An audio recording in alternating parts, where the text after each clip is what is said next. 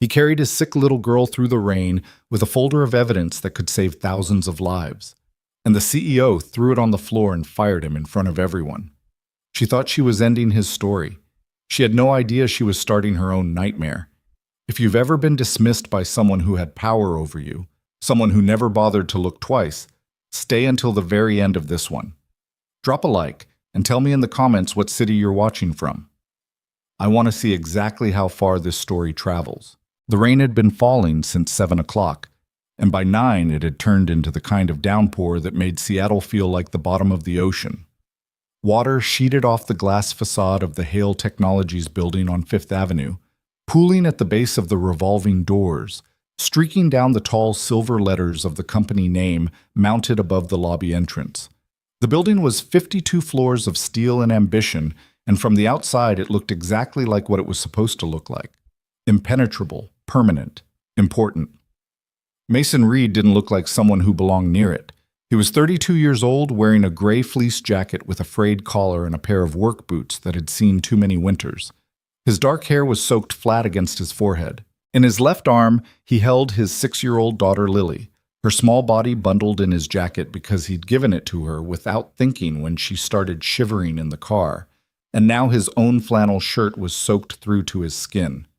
Lily's face was buried against his neck. She had a fever that had been climbing since dinner, and every few minutes she made a small sound in her sleep that wasn't quite a whimper but wasn't quiet either. Just a thin, exhausted noise that Mason felt in his chest like a splinter he couldn't reach. In his right hand he carried a manila folder, now damp at the edges, held close to his body to keep the papers inside from absorbing the rain. He pushed through the revolving door and stepped into the lobby. The security guard at the front desk, a heavy-set man named Gerald, who Mason had passed every weekday morning for the better part of 14 months, looked up from his monitor with an expression that shifted through several things in rapid succession: recognition, surprise, and then a careful neutrality that meant he'd already been told something about tonight. "Mr. Reed," Gerald said. "I need to go up," Mason said. "38th floor." Gerald glanced at the little girl in Mason's arms. His jaw moved slightly, like he was working something over. "It's past 9. Executive floor's cleared out. Ms. Hale's in a late leadership session. They've got a standing order." "Gerald." Mason's voice was quiet. He didn't raise it. "I've been in this building every day for over a year. You know what I do here, and you know I don't cause problems. I need 5 minutes with Victoria Hale. I have a safety report that cannot wait until tomorrow." Gerald looked at the folder. He looked at Lily. He looked at Mason. "Sign in," he said finally, sliding the visitor log across the desk. "I'll call up." The elevator ride to the 38th floor took 90 seconds.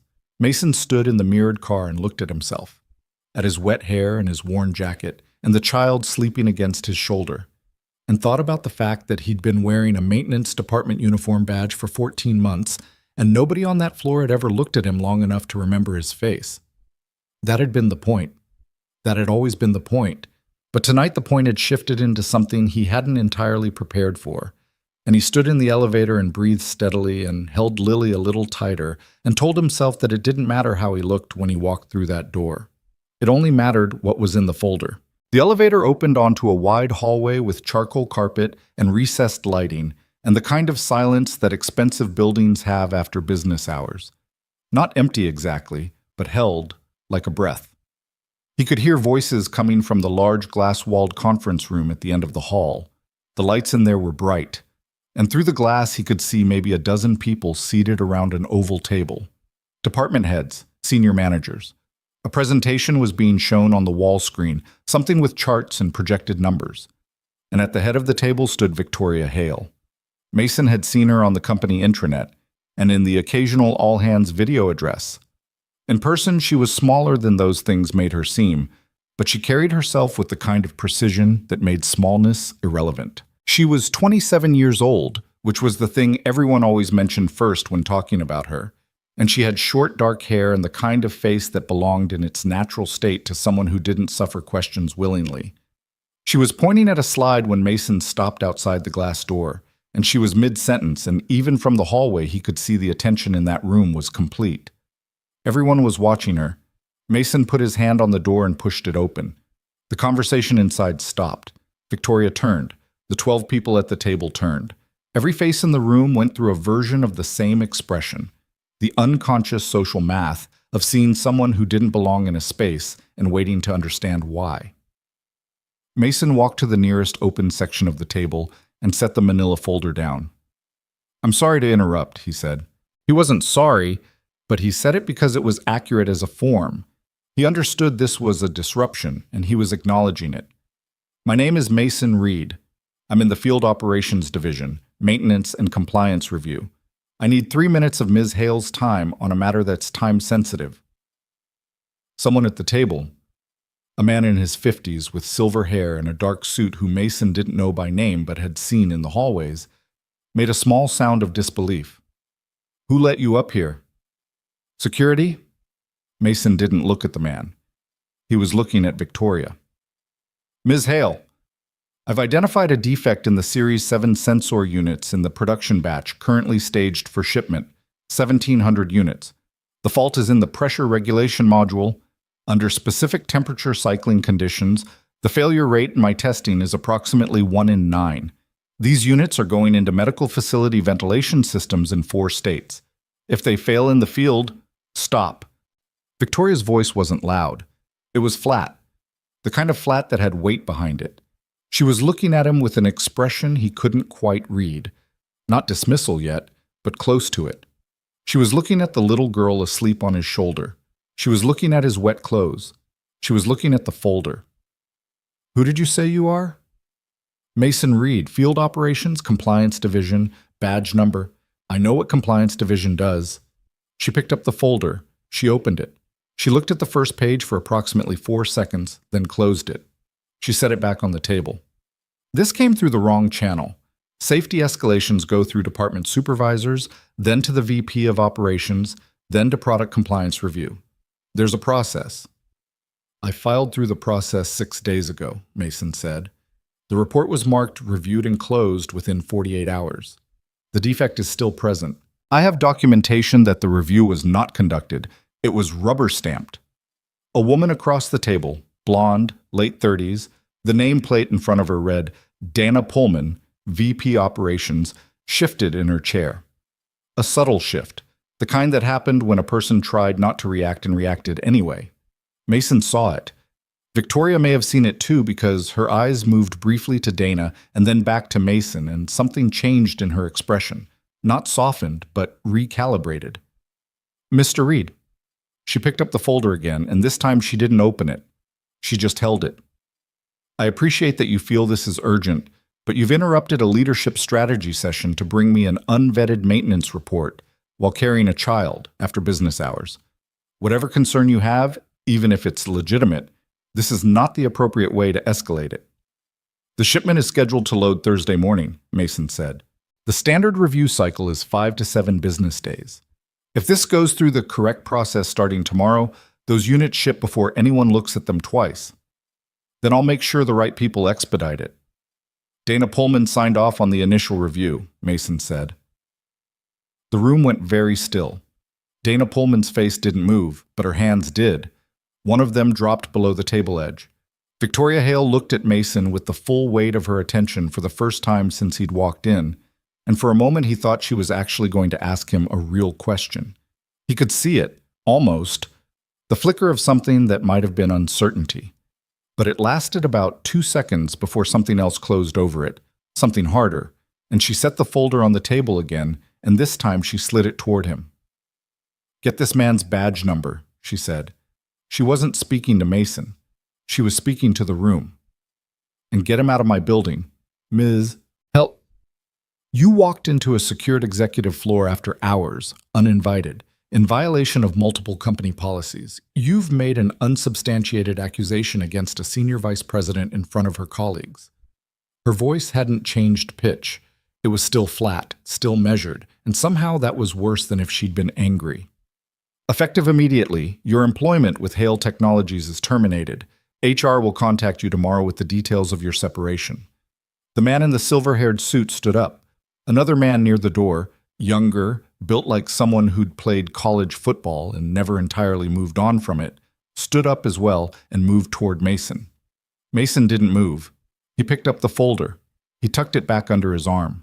He looked at Victoria Hale, who was already half turned away from him, already moving back toward the presentation screen, already folding the last 3 minutes of her life into something she intended to set aside and not think about again. "Miss Hale," he said. She paused. She didn't turn fully, but she paused. "By tomorrow morning," Mason said, "you'll wish you had read those pages." He said it quietly. No heat in it. Not a threat. Just a statement. The same way you'd say a weather forecast or a measurement. He said it, and then he walked to the door. And the large man who'd stood up moved aside because there was something in the way Mason walked that made it clear he wasn't going to require an escort. He walked back down the charcoal hallway to the elevator. He pressed the button. He waited. Lily stirred against his shoulder and made a small sound, and he moved his hand to the back of her head and said, "I've got you. It's okay. Go back to sleep." The elevator came. He got in. The doors closed. On the way down, he allowed himself exactly one moment of something that wasn't quite anger and wasn't quite despair and wasn't quite the cold, steady resolve that he'd been operating on for the past 6 days. It was the thing underneath all three of those, the real thing, which was that he was bone-tired and his daughter had a fever, and he was going to have to start looking for work again. And none of that changed a single thing about what he still had to do tonight. He stepped out of the lobby into the rain. Mason's car was a 7-year-old Subaru with a dent in the rear quarter panel and a heating system that worked fine as long as you didn't try to direct it to the rear vents. He buckled Lily into her booster seat in the back, and she woke up enough to look at him with heavy eyes and ask where they were going. "Hotel tonight," he said. "Remember I told you we might do that?" She blinked. Her cheeks were flushed. "With the little soaps?" "With the little soaps." "Okay." She put her head back and was asleep again in about 30 seconds. He'd had a contingency plan for tonight because Mason Reed had learned, through necessity and through a particular kind of grief that had burned away anything soft in him over the past 4 years, that you did not walk into a situation like this one without a contingency plan. The contingency was a budget motel 6 blocks from the Hale Technologies building. He'd booked it 2 days ago when he'd started mapping out how the evening might go. Not this exactly. He hadn't imagined being fired quite so publicly or quite so quickly, but some version of it. Victoria Hale had a reputation that preceded her, and her reputation was not for patience with people she considered beneath her consideration. He drove to the motel in the rain and checked in at the front desk with Lily, still half asleep on his shoulder, and the woman at the counter, older, reading glasses on a beaded chain, looked at him with a careful lack of expression that he recognized as the specific effort of someone choosing not to ask questions, and he was grateful for it. She gave him a key card for room 114.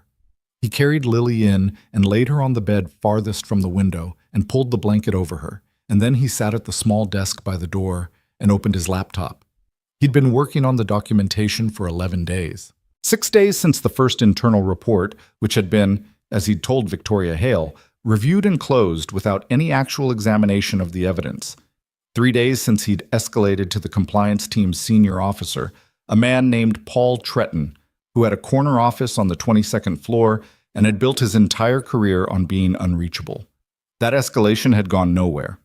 2 days since Mason had quietly reached out to 2 former colleagues at the National Safety Compliance Board, contacts from a previous life that he didn't talk about in the maintenance division, and gotten confirmation of something he'd already suspected but needed verified. He had a problem. Not a simple defect in a product batch problem, though that was real and that was urgent. He had a systemic problem, the kind that didn't happen by accident. He opened the folder and spread the papers on the desk and began to work. The Series 7 pressure regulation issue was where it had started, the first thread he'd pulled. But the thread didn't end there. It connected to a safety review conducted 8 months ago on the Series 5 units, a review that had been submitted with 3 pages of supporting test data, pages that Mason had obtained through the document management system, and compared against the lab's actual output logs. 2 of those 3 pages had discrepancies, not minor rounding errors, systematic discrepancies, the kind that meant someone had gone into the numbers and adjusted them. He had the original output logs. He had the submitted review. He had the timestamps on both, which showed that the submitted document had been modified after the lab completed its testing. He had the employee badge record showing who had accessed that document during the window when the modifications occurred. He had 3 emails, not from any whistleblower, but recovered from a CC chain that had been included on a budget summary report in the public shared drive, in which a senior product manager discussed the cost of a recall delay versus the cost of a full recall, in language that was very careful but not quite careful enough. He had Dana Pullman's signature on 3 separate reviews that Mason could now demonstrate had not been conducted with the data that was submitted. And he had his own analysis that 91 pages, written in the specific technical language of a field investigator, because that was what he was, or had been, before he'd been redeployed into this particular assignment. He worked until 2 in the morning. At 2, he got up and checked on Lily. She was sleeping, her breathing even, her fever down slightly. He pressed his wrist to her forehead the way his mother had done for him as a kid, an imprecise measurement, but the only one he had. He thought she was slightly cooler. He went back to the desk. By 3:30, he had compiled the full package: the defect documentation, the fraudulent review analysis, the email chain, the badge access records, and his own written report into a single encrypted file. He had the names and direct email addresses of 7 members of the Hale Technologies Board of Directors, obtained from the company's own investor relations pages. He addressed the email to all 7. He included in the subject line, "Urgent, Safety Fraud, /Series 5 and 7 /Board Notification, M. Reed, Field Operations." He sat for a moment with his hand on the trackpad. In the other bed, Lily made a small sound in her sleep. She turned onto her side, pulling the blanket with her, her face half buried in the pillow, her stuffed rabbit, a gray one she'd named Pepper for reasons that had never been made entirely clear, tucked under her arm. She'd been 2 years old when Claire died. 2 years old, which meant she didn't remember her mother, or she did, in some way that didn't have language yet, in the way very small children carry things in their bodies before they can carry them in their minds. What she remembered was that Mason was there, had always been there, would be there when she woke up in a motel room at 4 in the morning, wondering where she was, and he would say, "Right here, I'm right here. Go back to sleep." Claire had died because a medical device had issued warnings that nobody escalated, and nobody escalated them because the escalation process was burdensome, and the responsible supervisor was behind on his targets and had decided the warnings were probably false positives. By the time they'd understood what was happening, it was too late to do anything about it. Mason had learned all of this later, much later, after the investigation, after the lawsuits, after the 2 years he'd spent putting himself back together in the particular way that grief insists on, which is that you don't actually put yourself back together. You just build something functional around the hollow space and learn to carry it. He pressed send. He closed the laptop. He sat in the dark for a moment, and then he moved the desk chair to the space between the 2 beds and leaned his head back and closed his eyes and listened to his daughter breathe. He woke up at 6:47 to his phone vibrating on the desk. He was stiff from sleeping in the chair. His neck had developed a crick that he worked at with his thumb while he checked the screen. 3 emails. Then 4. Then, as he watched, 5. The first was from a board member named Harold Stave, whose name Mason recognized from annual reports. A man in his late 60s who had been on the board since the company's founding and who had the reputation of someone who had not gotten to his position by ignoring the right kinds of information. The email was 4 lines long and said, "Mr. Reed, I've read your submission. I need you in the building at 8 o'clock. Don't be late. Come to the 51st floor. Tell security you're expected." The second email was from the company's general counsel. The third was from a board member named Adrian Cho, who chaired the audit committee. The fourth was from someone Mason didn't recognize, whose signature block identified him as the company's outside legal firm. The fifth was from Victoria Hale's executive assistant, and it said that Ms. Hale wished to speak with him at his earliest convenience, and could he please provide a callback number. Mason sat with the phone in his hand and looked at that last one for a moment. "Daddy?" Lily was awake, sitting up in the bed with her hair a disaster, and Pepper the rabbit held in front of her like a shield against the uncertainties of morning. She looked at him with her mother's eyes, gray-green, slightly too serious for a 6-year-old, the kind of eyes that notice things. "Hey, Bug." He set the phone down. "How do you feel?" She considered this seriously. "Better," she said, "but hungry." "Okay." He stood up and stretched, his back protesting the whole way. "Let's find the breakfast place. Then I've got to go into a meeting." "The big building with the letters?" He looked at her. He hadn't thought she'd been awake enough to register the building last night, but apparently she had. "Yeah, the big building." She studied him for a moment with that too serious face. "Are you in trouble?" "No," he said. "I'm not in trouble." She didn't look entirely convinced, but she accepted it, which was one of the things about Lily that he'd never been able to fully account for. The way she decided to trust him was a choice she made, every time, and he never took it for granted. They found a diner 2 blocks from the motel, a place with red vinyl booths and a laminated menu and coffee that was strong enough to be useful. Lily ordered chocolate chip pancakes and ate them with a focus that suggested last night's fever had taken more out of her than she was willing to admit. Mason ordered coffee and eggs and ate without tasting any of it, reading through the board emails again on his phone with one hand and watching the door with the habit that he'd never entirely stopped having. At 7:40, he called the woman he'd arranged to help with Lily on the occasions when the job required things like this.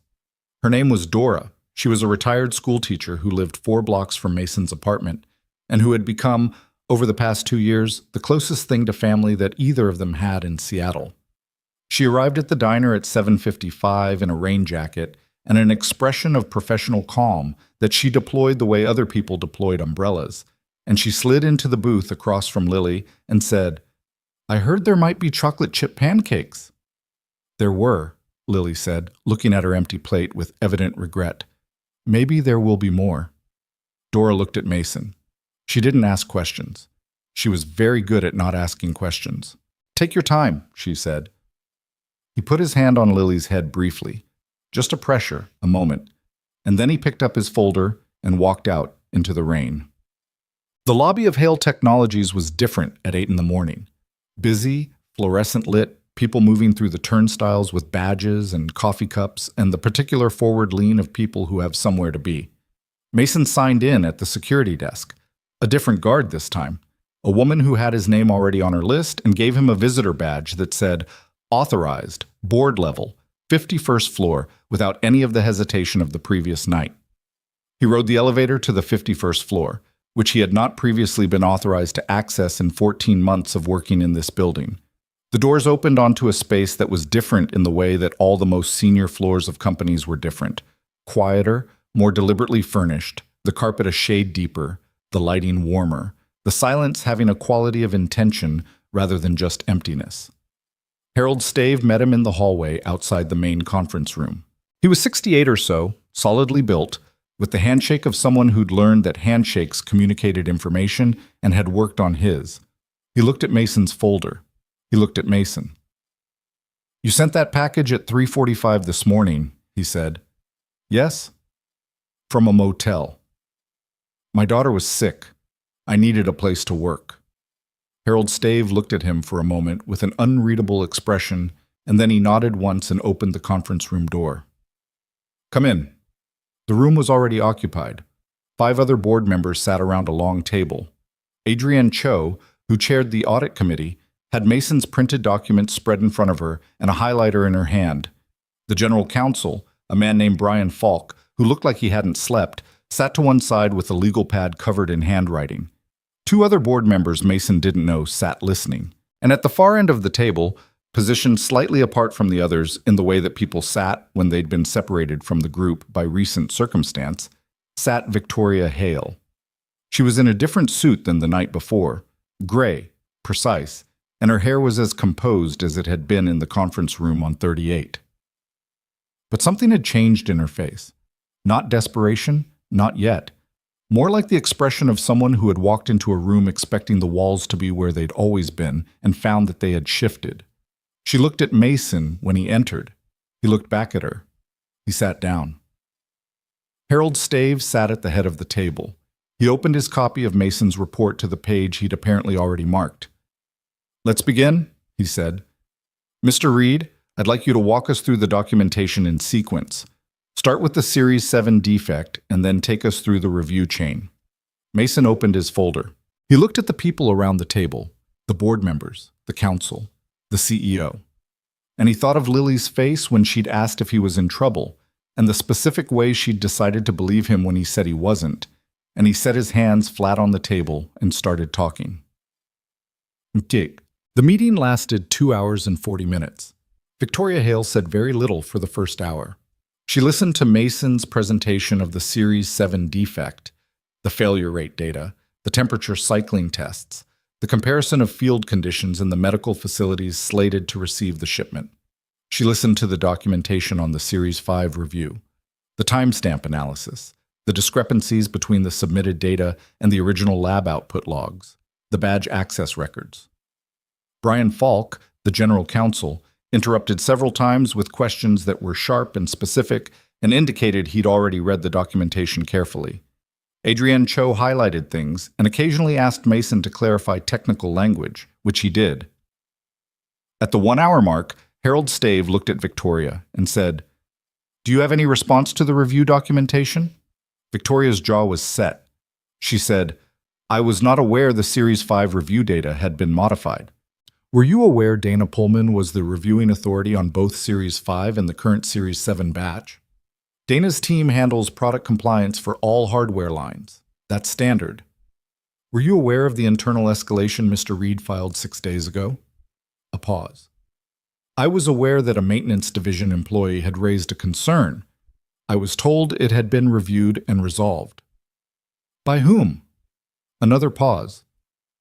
By Paul Tretton's office. Brian Falk wrote something on his legal pad. The second hour was harder.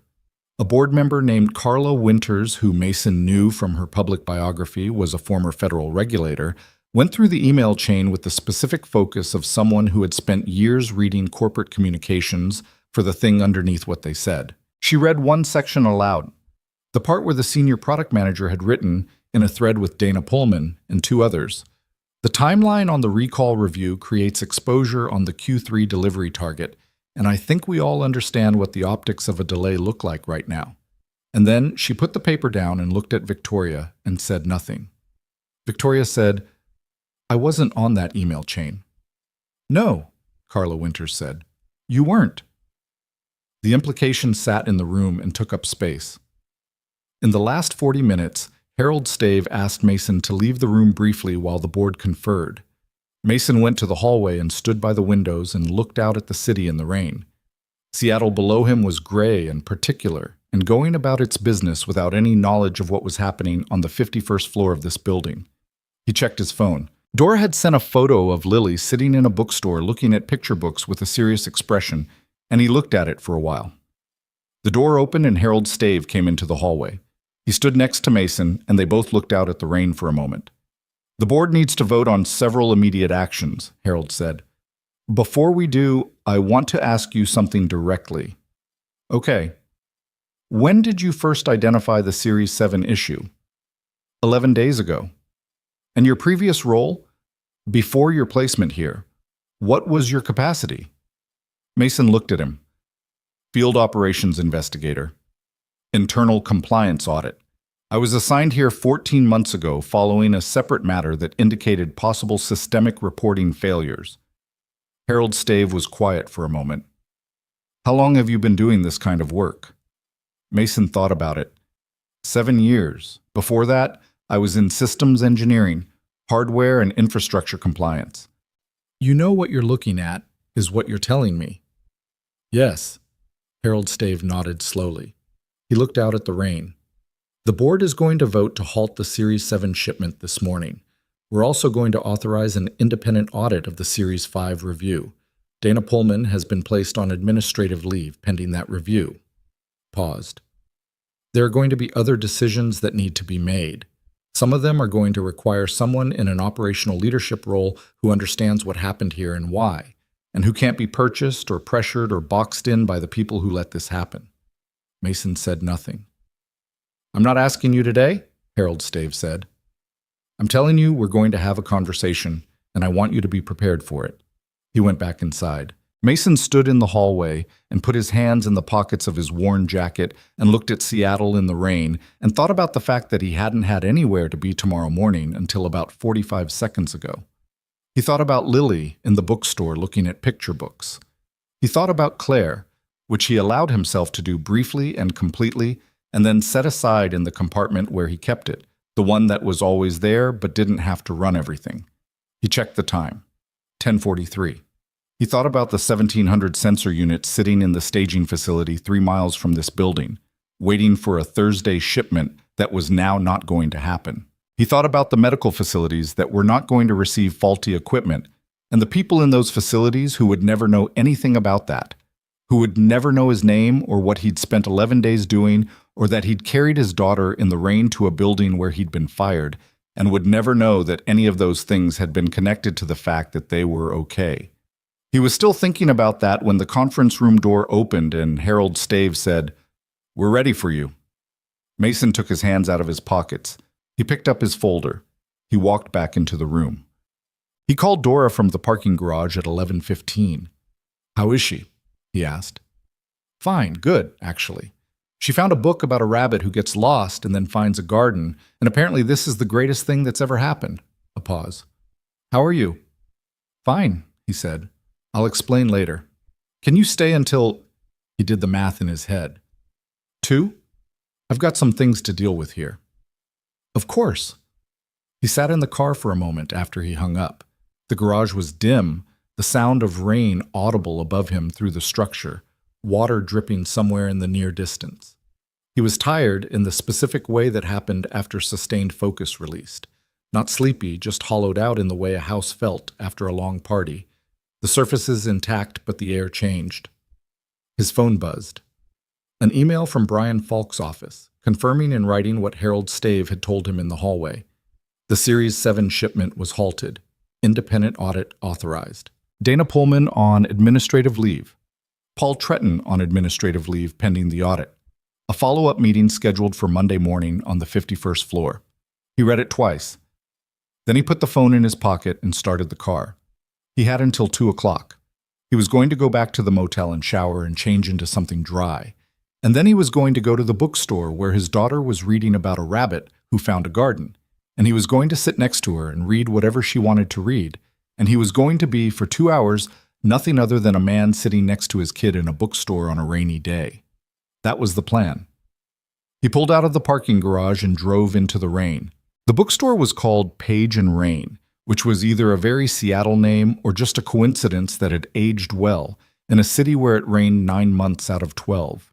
It was a narrow 2-story space on Pike Street with wooden shelves that went floor to ceiling and a reading corner in the back with low cushioned benches and a lamp that cast the kind of warm light that made everything feel slightly more manageable than it actually was. Lily was in that corner when Mason arrived, cross-legged on a bench with the rabbit book in her lap and Pepper tucked under one arm, and she looked up when she heard him, and her face did the thing it did. The uncomplicated version of relief that children hadn't yet learned to disguise as something cooler. "There's a part where he gets lost in the rain," she said, holding the book up. "Like us last night." Mason sat down next to her on the bench. "Is he okay?" "He finds a garden." She turned back to the page, apparently satisfied that this answered everything. Dora was nearby, pretending to browse a shelf of local history books and giving them space with the practiced ease of someone who understood when presence and distance were the same kindness. Mason caught her eye, and she raised an eyebrow. A question. And he gave her a small nod that meant, later. Not now, but it's okay. She went back to her book. He sat with Lily for an hour and 15 minutes. She read to him in the halting, effortful way that 6-year-olds read when they were showing off and trying not to show they were showing off. And he listened and didn't correct her when she misread a word, just waited to see if she'd catch it herself, which she usually did. Outside, the rain continued. He drank bad coffee from the shop's little counter in the front. His neck still ached from the chair. When Lily finally looked up from the last page with an expression of complete satisfaction, she said, "Can we get it?" "Yeah," he said. "We can get it." He paid $11 for the rabbit book and stood at the register and felt, for a moment, like a man who had a normal Tuesday. Pop-pop.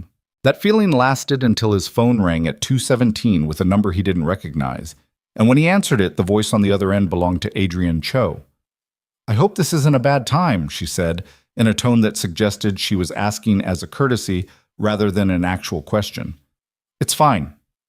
He was in the car, Lily asleep again in the back seat.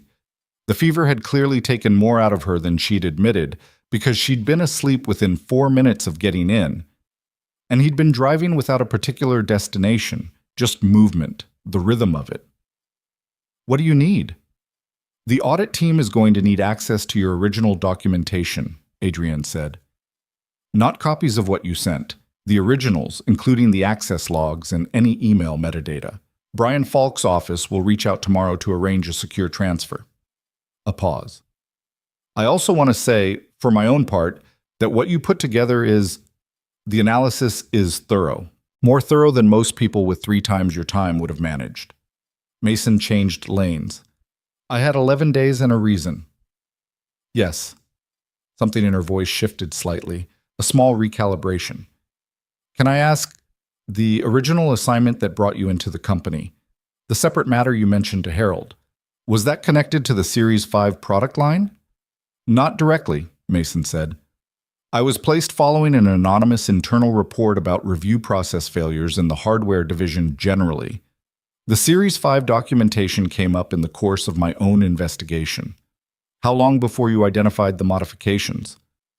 "About 3 weeks after I started pulling the hardware compliance records. The discrepancy wasn't obvious. It required comparing the submitted documents against the lab output logs, and those are stored in separate systems. Someone who wasn't specifically looking for it wouldn't have found it." "But you were specifically looking for it." "I was looking for evidence of systemic reporting failures. I found more than I was looking for." Adrienne was quiet for a moment. "The board is going to convene a full emergency session Thursday morning. You'll be asked to present formally. The full documentation, the timeline, the technical analysis. You'll need legal representation. Brian Falk can refer you to outside counsel if you don't have anyone." "I have someone," Mason said, which was true. He had a lawyer who specialized in whistleblower cases, a woman named Sandra Yi, who he'd worked with twice before, and he'd already texted her at 7 this morning. "Good." Another pause. "One more thing. Victoria she's going to push back. Not on the safety findings. I don't think she can. The evidence is too clear. But on the narrative around how this happened, and who knew what, I want you to be prepared for that." "I'm prepared for it." "I thought you probably were," Adrienne said. "We'll be in touch." She hung up. Mason drove. In the back seat, Lily slept with her face turned toward the window, the new rabbit book held loosely in one hand, even in sleep, Pepper the rabbit tucked in the crook of her arm. He drove back to his apartment. Not the motel, the apartment, because the motel had been for last night, and last night was over. His apartment was in Capitol Hill, second floor of a converted Victorian, with a kitchen that was too small and a living room that was dominated by a bookshelf and Lily's art corner, which had expanded over the past year from a table to an entire wall section that Mason had stopped trying to contain. He carried her upstairs still sleeping, got her into her own bed with Pepper, and then went to his kitchen and stood in front of the open refrigerator for a while without taking anything out, thinking. He wasn't done. That was the thing he kept coming back to. The board had voted to halt the shipment. The independent audit was authorized. Dana Pullman and Paul Tretton were on administrative leave. These were all correct outcomes for this morning. But the reason those outcomes had happened, the actual mechanism, was that Mason had put 91 pages in front of 7 people who had the authority to act on them. And the reason the 91 pages existed was that Mason had spent 11 days working backward through a chain of decisions that someone had made deliberately, carefully, with the specific intention that nobody would ever follow that chain to its origin. He closed the refrigerator. He went to his desk. The documentation he'd sent to the board was the compiled version, organized, indexed, presented for maximum clarity. What he had on his own laptop was the working version, which was messier and more detailed and included several threads he hadn't finished pulling. He opened it now and went back to the one that had been nagging at him since the morning. The Series 5 review modification, the one that had been submitted with altered data, had been accessed during a specific window 8 months ago. Mason had the badge records. He had the employee ID of the person who'd accessed the document management system during that window. He'd given that information to the board this morning as part of the chain leading to Dana Pullman. But there was a second access, 4 days after the first one. A different employee ID accessing the same document, not modifying it, just reading it. He'd flagged it in his notes and moved on, because this morning the priority had been the safety case, not the full personnel map. But it was sitting in his files and it didn't have an explanation yet, and Mason had learned that things without explanations were the things that mattered most. He ran the employee ID through the internal directory. He still had access because nobody had actually processed his termination yet, which was a bureaucratic oversight that he was choosing not to flag, and looked at the result. The ID belonged to someone in the executive communications office. An assistant named Garrett Sloan, age 24, been with the company 3 years, reported directly to the office of the CEO, Victoria Hale's office. Mason sat back in his chair. He didn't draw a conclusion. He wrote the name down and drew a box around it and drew a line from it to the Series 5 document access date and sat looking at that for a while. The call from Victoria Hale came at 6:48 that evening. Not from her assistant this time, from her direct line, which Mason knew because her name came up on the caller ID, which meant she'd gone into the company directory and found his number herself. He looked at the phone for 2 rings. Then he answered. Ms. Hale.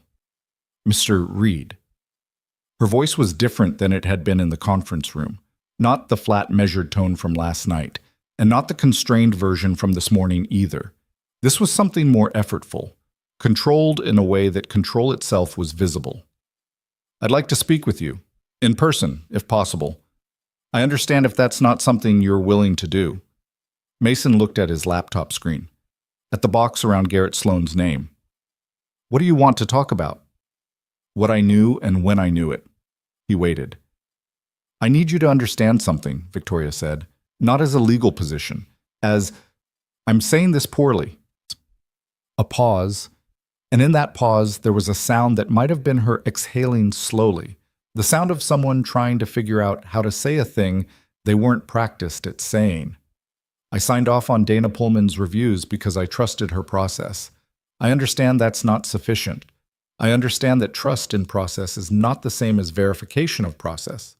But I need you to know that I did not know those numbers had been modified. Mason said nothing for a moment. Outside his window, the Capitol Hill street was doing its evening thing.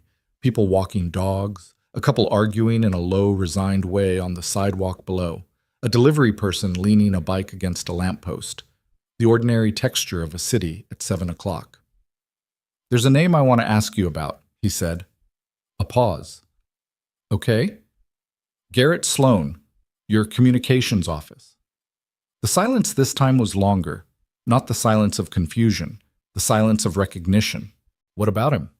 He accessed the Series 5 compliance review document 4 days after the modification was made. Read access only. I need to know why. Another silence.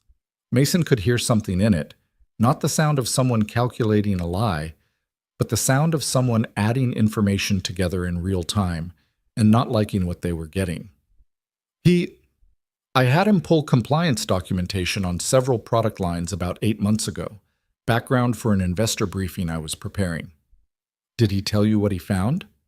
He told me the Series 5 review was clean, that everything was in order. Did he show you the actual documents? He summarized them. Did you ask for the originals? No, Victoria said. I didn't. A pause. I should have. Mason closed his laptop. Ms. Hale, I'm not in a position to have an informal conversation with you about any of this right now. If you have information that's relevant to the board's investigation, you should give it to Brian Falk. I know. A pause. That's not entirely why I called. He waited. I fired you in front of a room full of people, she said, while you were holding your sick daughter, and I did it without reading a single page of what you brought me. Another pause. I'm not asking you to accept an apology. I know that's not how this works. I just needed to say it to you directly, not through a lawyer. Mason sat with that for a moment. He thought about the lobby, the rain, the folder tucked under his arm. He thought about the look on her face when she'd slid the folder back across the table. Not cruel, exactly, but sealed, concluded, a decision made without investment. He thought about the 1,700 units in the staging facility. "The apology's yours," he said finally. "Do what you want with it." A pause. "Give Falk everything you have on Garrett Sloan. Everything, Ms. Hale. Don't decide what's relevant and what isn't. Give him all of it." He hung up. He sat in the quiet apartment, the sounds of the street coming up through the window, and stared at nothing for a while. Lily came out of her room at 7:30 in pajamas, considerably more alert than she'd been all day. The fever had broken properly somewhere in the late afternoon, and now she had the slightly manic energy of a child who'd been sick and was glad to be done with it, full of opinions about what she wanted for dinner, which was apparently cereal, a request Mason felt was morally correct for a Tuesday evening after a day like this one. They sat at the kitchen table and ate cereal. He had granola, she had the kind with the small marshmallows that he bought about once every 2 months as a specific gesture of goodwill. And she told him about the Rabbit book in considerable detail, which meant she told it to him somewhat out of order and with editorial additions that may not have been in the original text. And he listened and ate his granola and let the sound of her voice be the only thing in the room that mattered. "Daddy," she said, partway through the story of the rabbit's arrival at the garden, "what do the letters on the building say?" He looked at her. "Which building?" "The one last night, with the numbers and the shiny part." "Hale Technologies," he said. She tried the syllables out. "That's a lot of letters." "It is. Is that your work?" He considered the question in all its current complexity. "It was," he said. "Now it might be again. Different." She accepted this the same way she accepted most things he said about work, with the pragmatic indifference of a 6-year-old whose primary interest was whether the people she cared about were going to be around. "Okay," she said. "Can I have more marshmallow ones?" "A little more." He poured, and she resumed the story of the rabbit, and outside the window, Seattle settled into its night. The rain finally slowing to something lighter, almost a mist, and in his jacket pocket his phone had 4 new messages that he was not going to look at until tomorrow. And the cereal box was nearly empty, and Lily's feet didn't reach the floor from her chair, and she swung them slightly while she talked, a rhythm she didn't seem to know she was keeping. The next morning delivered what previous mornings hadn't, which was the thing Mason had been half expecting and half dreading since he'd written down Garrett Sloan's name in a box and stared at it the night before. Sandra Yee called him at 7:15, before he'd finished his coffee, with a voice that was alert in the way of someone who'd already been awake and working for an hour. "I got a call from Falk's office this morning," she said. "At 6, which is unusual. Apparently someone handed over a substantial amount of documentation voluntarily last night." "Victoria Hale," Mason said. "You knew?" "I suggested it." Sandra was quiet for a moment. "What did she give them?" "I think email chains from her communications assistant. Possibly notes from a briefing prep 8 months ago." He paused. "How much trouble is she in?" "Legally? That depends on what the emails say and what she knew versus what she chose not to look at closely enough." Sandra's voice was careful. "There's a meaningful difference between ignoring a red flag because you're corrupt and ignoring a red flag because you're overconfident and surrounded by people telling you what you want to hear. The board's audit will probably determine which this is." "What about Sloan?" "That's a different conversation," Sandra said. "Falk's office is already talking to him this morning, with their own counsel present. Apparently the voluntary disclosure last night was—" A pause. "Comprehensive." Mason set his coffee down. "Meaning?" "Meaning someone in that office knew the Series 5 numbers had been changed and summarized the review documents to Ms. Hale in a way that didn't surface that fact. Whether he knew what he was doing or whether someone told him what to say, that's what they're going to spend the next several days figuring out." He looked out the window.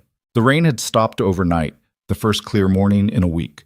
The sky over Capitol Hill a cool thin blue that wouldn't last but was something while it lasted. "What do I need to do for Thursday?"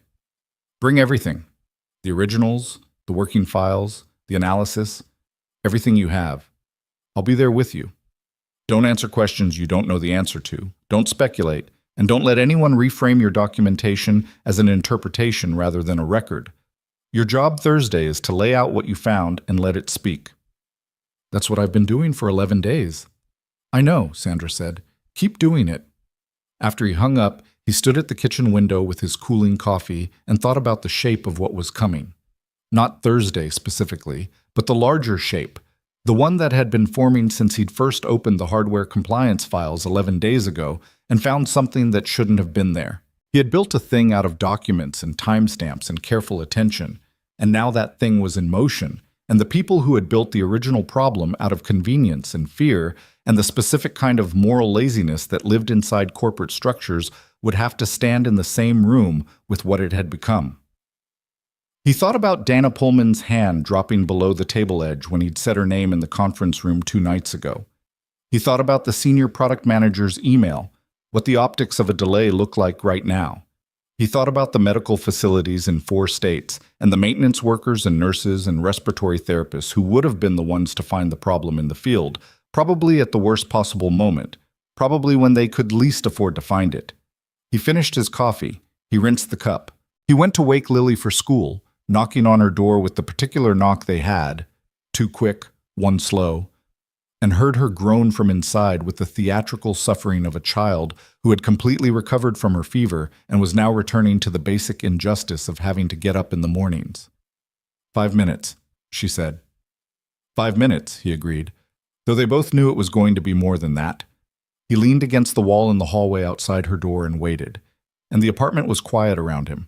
And somewhere 2 floors above him, a neighbor's radio was playing something he couldn't quite make out through the ceiling, just the shape of it, and he stood in the ordinary Tuesday morning and breathed and did not think about anything at all for a little while. Thursday came in cold and clear, the kind of Seattle morning that showed up a few times a year like an apology for everything else. Hard blue sky, the Olympics visible across the water to the west, the air with a sharpness that made things feel slightly more real than usual. Mason was up at 5:30. He showered, made coffee, stood at the kitchen window, and drank it while the city was still mostly dark and quiet below. And then he went to Lily's room and sat on the edge of her bed for a few minutes without waking her, just watching her sleep, Pepper the rabbit tucked under her chin. He did this sometimes when something large was coming. He couldn't have explained exactly why. It wasn't comfort-seeking in any way he could articulate, more like grounding, like reminding himself of the fixed point that everything else revolved around. He left a note on the kitchen table for Dora, who was coming at 7:15.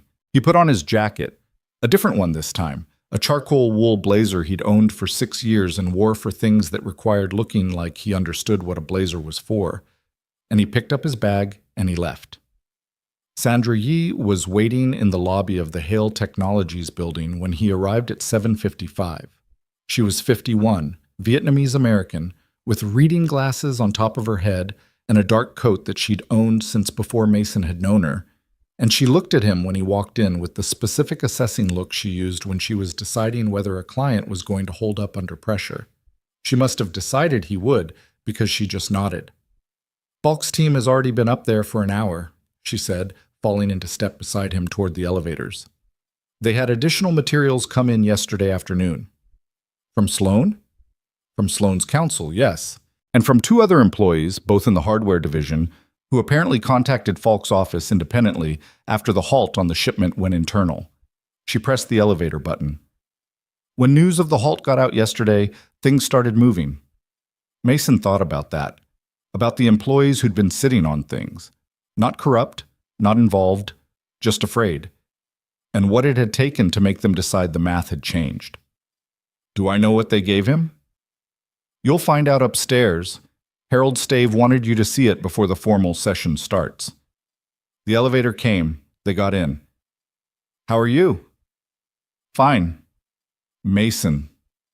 "I'm tired," he said. "I'll be fine." She looked at him for a moment and then looked at the elevator doors. "The board is going to ask you some questions today that are going to feel like they're questioning your credibility rather than the evidence. That's going to happen regardless of how solid the documentation is, because it's what boards do when they're trying to establish a complete picture. Don't get defensive. Don't get short. Just answer what you know." "I know." "And there's going to be a moment," Sandra said, "when someone in that room is going to try to reframe your role here as something other than what it was. Procedurally. as though the way you escalated this, the timing, the method, was itself a problem. Don't take the bait. The elevator opened onto the 51st floor. Mason straightened slightly, a thing he did without thinking. "Let's go," he said. Harold Stave met them outside the conference room with Brian Falk and a woman Mason hadn't met.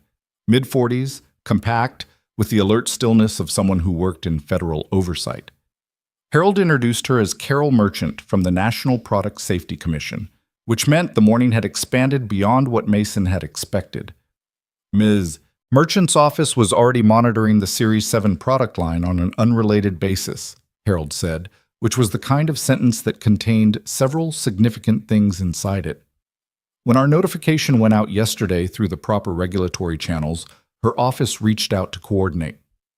Carol Merchant looked at Mason with an appraising steadiness. "I've read your report, all 91 pages. "Okay," Mason said. "I have about 15 questions for you before we go in. They're technical questions, not procedural ones." She was already opening a folder. "Can we use the side room?" They used the side room for 35 minutes. Merchant's questions were sharp and specific and went to places in the technical analysis that most people who'd read the report hadn't reached, deep in the pressure cycling methodology, the statistical failure rate extrapolation, the cross-reference between the Series 5 and Series 7 manufacturing specifications. Mason answered all of them. Some he answered quickly.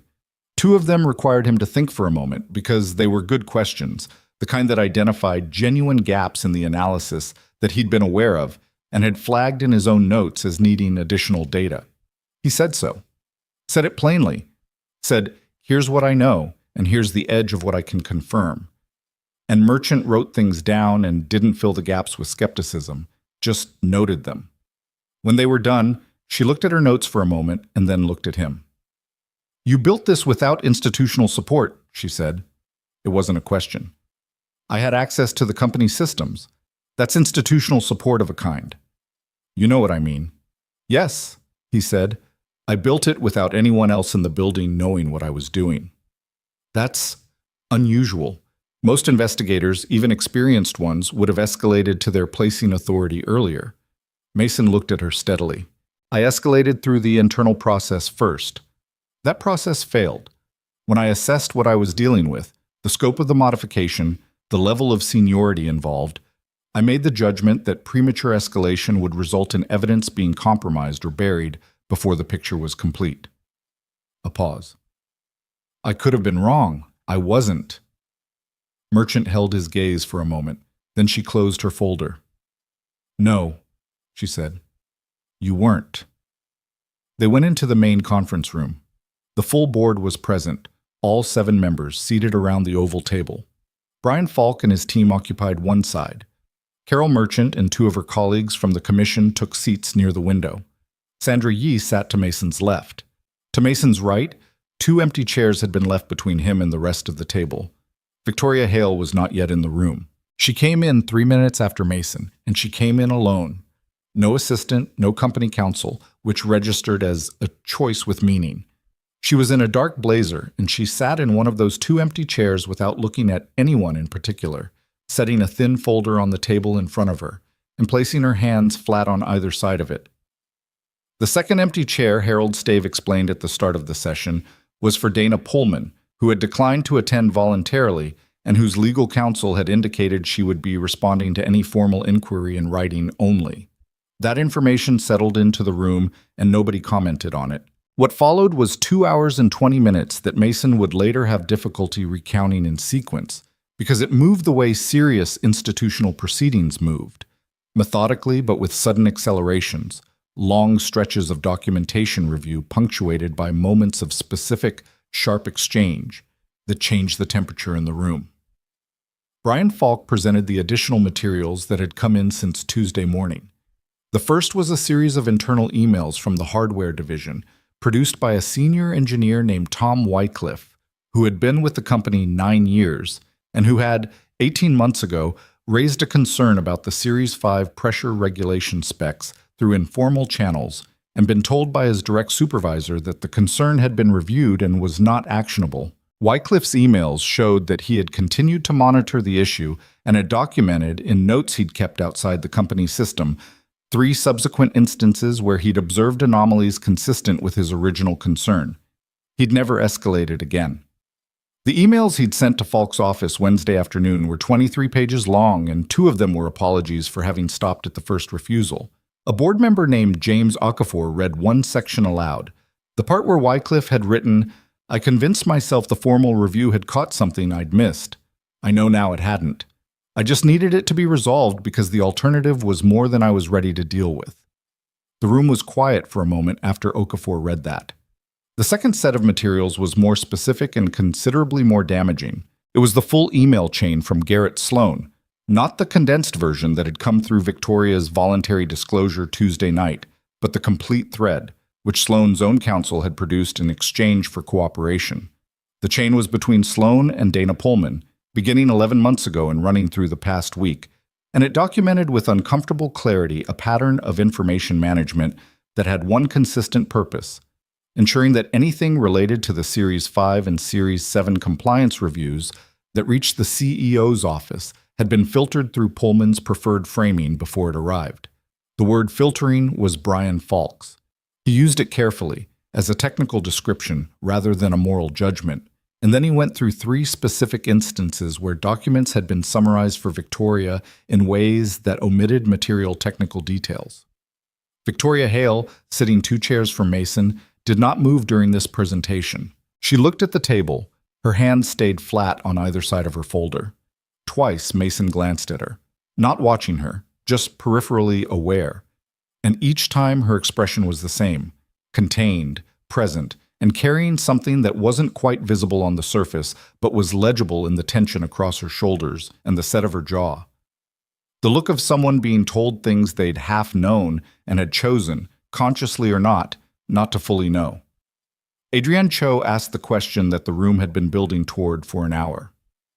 "Ms. Hale, at any point in the past 14 months, did you have direct access to the original Series 5 or Series 7 compliance documentation? Not summaries, the originals?" Victoria looked up. "I reviewed summaries prepared by my communications office. That was standard practice for product line documentation reviews at my level." "Did you ever request originals?" "No." "Why not?" A pause. Not an evasive pause, a thinking one. Because the summary process existed specifically to manage the volume of technical documentation that crosses the CEO's desk. I relied on the process. She looked at Adrienne directly. I relied on it, and I didn't verify it. That was a failure of my oversight responsibility. I'm not arguing otherwise. "The question," Carla Winters said from the far end of the table, "is whether relying on an unverified process constitutes a failure of judgment or a failure of something else." The room went still.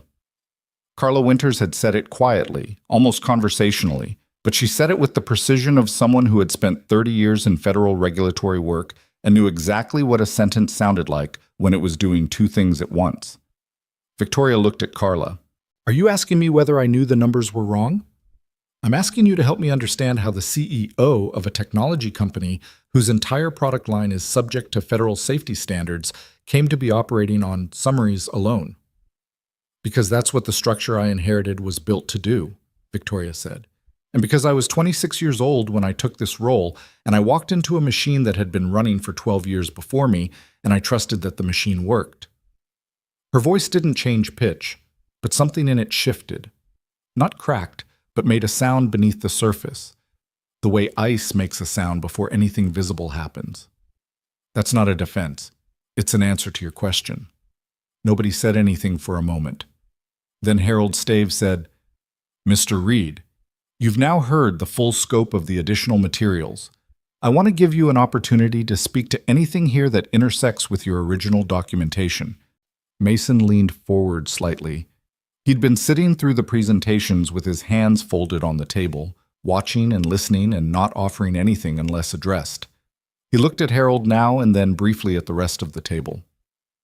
"The Wycliffe documentation is consistent with my findings. His original concern about the Series 5 specs was the same anomaly I identified through the compliance records. He came to it from the engineering side. I came to it from the documentation side. We arrived at the same place." A pause. The fact that his escalation was shut down 18 months ago is significant. It means the internal process failed at least twice before I got here. Twice that we know of, Carol Merchant said. Twice that we know of, Mason agreed. Okafor said, in your professional assessment, Mr. Reed, and I want your honest opinion here, not a diplomatic one. What was the fundamental mechanism that allowed this to continue for as long as it did? Mason looked at him. He thought about the answer he could give, which was the technical one about process failures and information management and structural accountability gaps.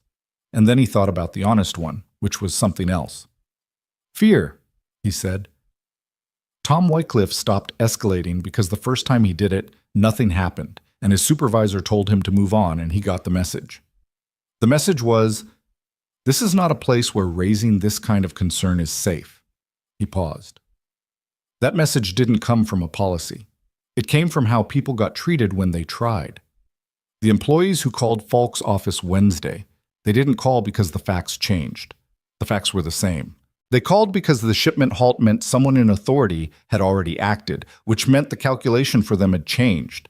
They needed to know it was safe before they would speak. The room was quiet. Harold Stave looked at him. And in your experience, how do you fix that? Mason considered it. You don't fix it with a policy, he said. Policies are just sentences on a page. You fix it by what actually happens to the first person who speaks up after the policy exists. If they get protected, the message travels. If they don't, the policy becomes wallpaper. Okafor wrote something down. Adrienne Cho was looking at Mason with an expression he couldn't fully read. Carla Winters had her hands folded on the table and was nodding very slightly in the particular way of someone who had heard something they already knew was true and were noting that someone else had arrived at it. Then the question came. It came from a board member named Robert Shen, who had been quiet for most of the morning. A man in his early 60s, former corporate attorney, who had the specific patience of someone who waited until he knew exactly what he wanted to say. He looked at Mason, and then he looked at Victoria Hale, and then he looked back at Mason, and he said it in an almost conversational tone, as though he were asking about something slightly abstract. Mr. Reed, Robert Shen said, you came to the 38th floor 2 nights ago in a maintenance division badge, carrying a folder, in wet clothes with your sick daughter. You were dismissed from the room and from the company in under 4 minutes. He paused. In your experience in this field, and I'm asking this honestly, not rhetorically, if you had walked into that conference room in a tailored suit with a senior executive's title on your badge, do you believe the response would have been the same? The room went very still. Mason looked at Robert Shen. He looked at Victoria Hale. She was looking at the table. No, Mason said. I don't believe it would have been the same. Shen nodded slowly. Can you say more about that? I've been doing this for 7 years, Mason said. I've walked into a lot of rooms. The way a room receives you, the speed at which people decide whether to take you seriously, is not primarily determined by what you know or what you're holding. It's determined by what you look like when you walk in. He paused. The maintenance badge, the wet jacket, the kid, none of those things changed the data in that folder, but they changed the decision that was made about the folder before anyone opened it. The room was so quiet that Mason could hear the ventilation system running. Victoria Hale had not moved. She was still looking at the table, and Mason could see, not clearly, but enough, that the muscles in her jaw were working. She picked up her pen. She set it back down. She said nothing. Robert Shen said quietly, "Thank you, Mr. Reed." The formal session broke for 15 minutes at 11:40. People got up, moved around, spoke in low voices in clusters near the windows and the door. Sandra put her hand on Mason's arm briefly, not saying anything, just making contact, and then went to talk to Brian Falk. Carol Merchant and her colleagues had their heads together over some documents at the end of the table. Mason went to the water station near the window and poured a glass and stood looking out at the city. The blue sky was still holding, which surprised him. He looked at the water, Elliott Bay, the ferries moving across it, the container ships at anchor, and he thought about Tom Wycliffe, who had known something was wrong for 18 months and had convinced himself he'd missed something because the alternative was more than he was ready to deal with. He thought about what that cost. Not legally, not professionally. Personally. Carrying a thing you'd seen and hadn't been able to make anyone acknowledge for a year and a half, working next to the problem every day, making small private adjustments of complicity that you told yourself weren't complicity because you hadn't done anything. You'd just stopped doing the thing that hadn't worked. He thought about the specific weight of that, and he didn't judge it because he knew that weight from the inside. Footsteps behind him. He didn't turn right away. When he did, it was Victoria Hale, standing a few feet away with a water glass of her own, and she was looking at the view the same way he had been. Not at him, just at the same window. "He came to me once," she said, not loudly. "Wycliffe, but about 8 months ago. He didn't say anything about the Series 5 specs. He asked if I was satisfied with the compliance review process overall. I thought he was asking about workflow efficiency. I told him the process seemed to be functioning well." A pause. "He thanked me and left." Mason said nothing. "I think now that was probably as far as he was willing to go," Victoria said, "after the first time. He was trying to see if the door was open, and I gave him an answer that closed it without knowing I was doing it." "You didn't know what he was actually asking?" "No. But I should have known that when someone asks a question like that, there's usually a real question underneath it." She was quiet for a moment. "I was very focused on what I understood, which was strategy and growth and competitive positioning. The operational layer, what was actually happening in the rooms I didn't sit in, I trusted that to the people I'd put in place, and I didn't build any way to verify that the trust was warranted." She looked at her water glass. "That's what I mean when I say I trusted the machine. I built it and I ran it, and I never put myself in a position where it could tell me something I didn't want to hear." Mason looked out at the bay. "What are you going to tell the board?" "Everything Falk needs. Everything." A pause. "Beyond that, it's their decision." He turned to look at her, not with animosity. He'd moved past the version of this that had animosity in it somewhere around 3 a.m. Tuesday, in the motel room while Lily slept. What he felt now was something less heated and more functional, something like clarity about the distance between where she'd been 2 nights ago and where she was standing right now. It wasn't nothing, that distance. It didn't change what had happened, but it was real, and he was a person who tried to see what was real. "The system Wycliffe needed," Mason said. "The one where he could have asked the real question and gotten a real answer. That's what didn't exist. That's the thing that needs to." Victoria looked at him. "I know." "Someone's going to have to build it," he said. "After this. Whatever comes after this, someone's going to have to build the thing that makes it so the next Wycliffe doesn't spend 18 months talking himself out of what he already knows." She was quiet for a moment. Then she said, "Is that something you think you could do?" He looked at her. It was a strange thing to be asked, standing at a window on the 51st floor by the person who had fired him 3 days ago. Strange in a way that was almost interesting, the kind of strange that had no obvious emotion attached to it yet. "That's not a conversation for right now," he said. "No," she agreed. "It's not." Harold Stave called the room back to order. They both turned and walked back to the table and sat down in their separate seats, and the session resumed, and outside the window the blue sky continued its unlikely persistence over Seattle, and in the staging facility 3 miles away, 1,700 Series 7 sensor units sat in their crates going nowhere. And in a bookstore on Pike Street, Mason's copy of a Rabbit book waited on a side table where Dora had set it the day before. And all of it was connected by the thread that had started with one man in a wet jacket deciding that what he knew mattered more than how he looked when he said it. Robert Shen's question was still in the room. It hadn't gone anywhere. The room had tried to absorb it and move past it, and the session had continued in the methodical way of institutional proceedings, but it was still there, hanging in the air above the oval table like something that had been released and couldn't be recalled. Mason could feel it. He thought everyone in that room could feel it, even the ones who were pretending to focus entirely on the next agenda item. The question had been asked, it had been answered, and now the people in the room had to decide what to do with an answer they couldn't dispute. The board went into closed session at 1:15.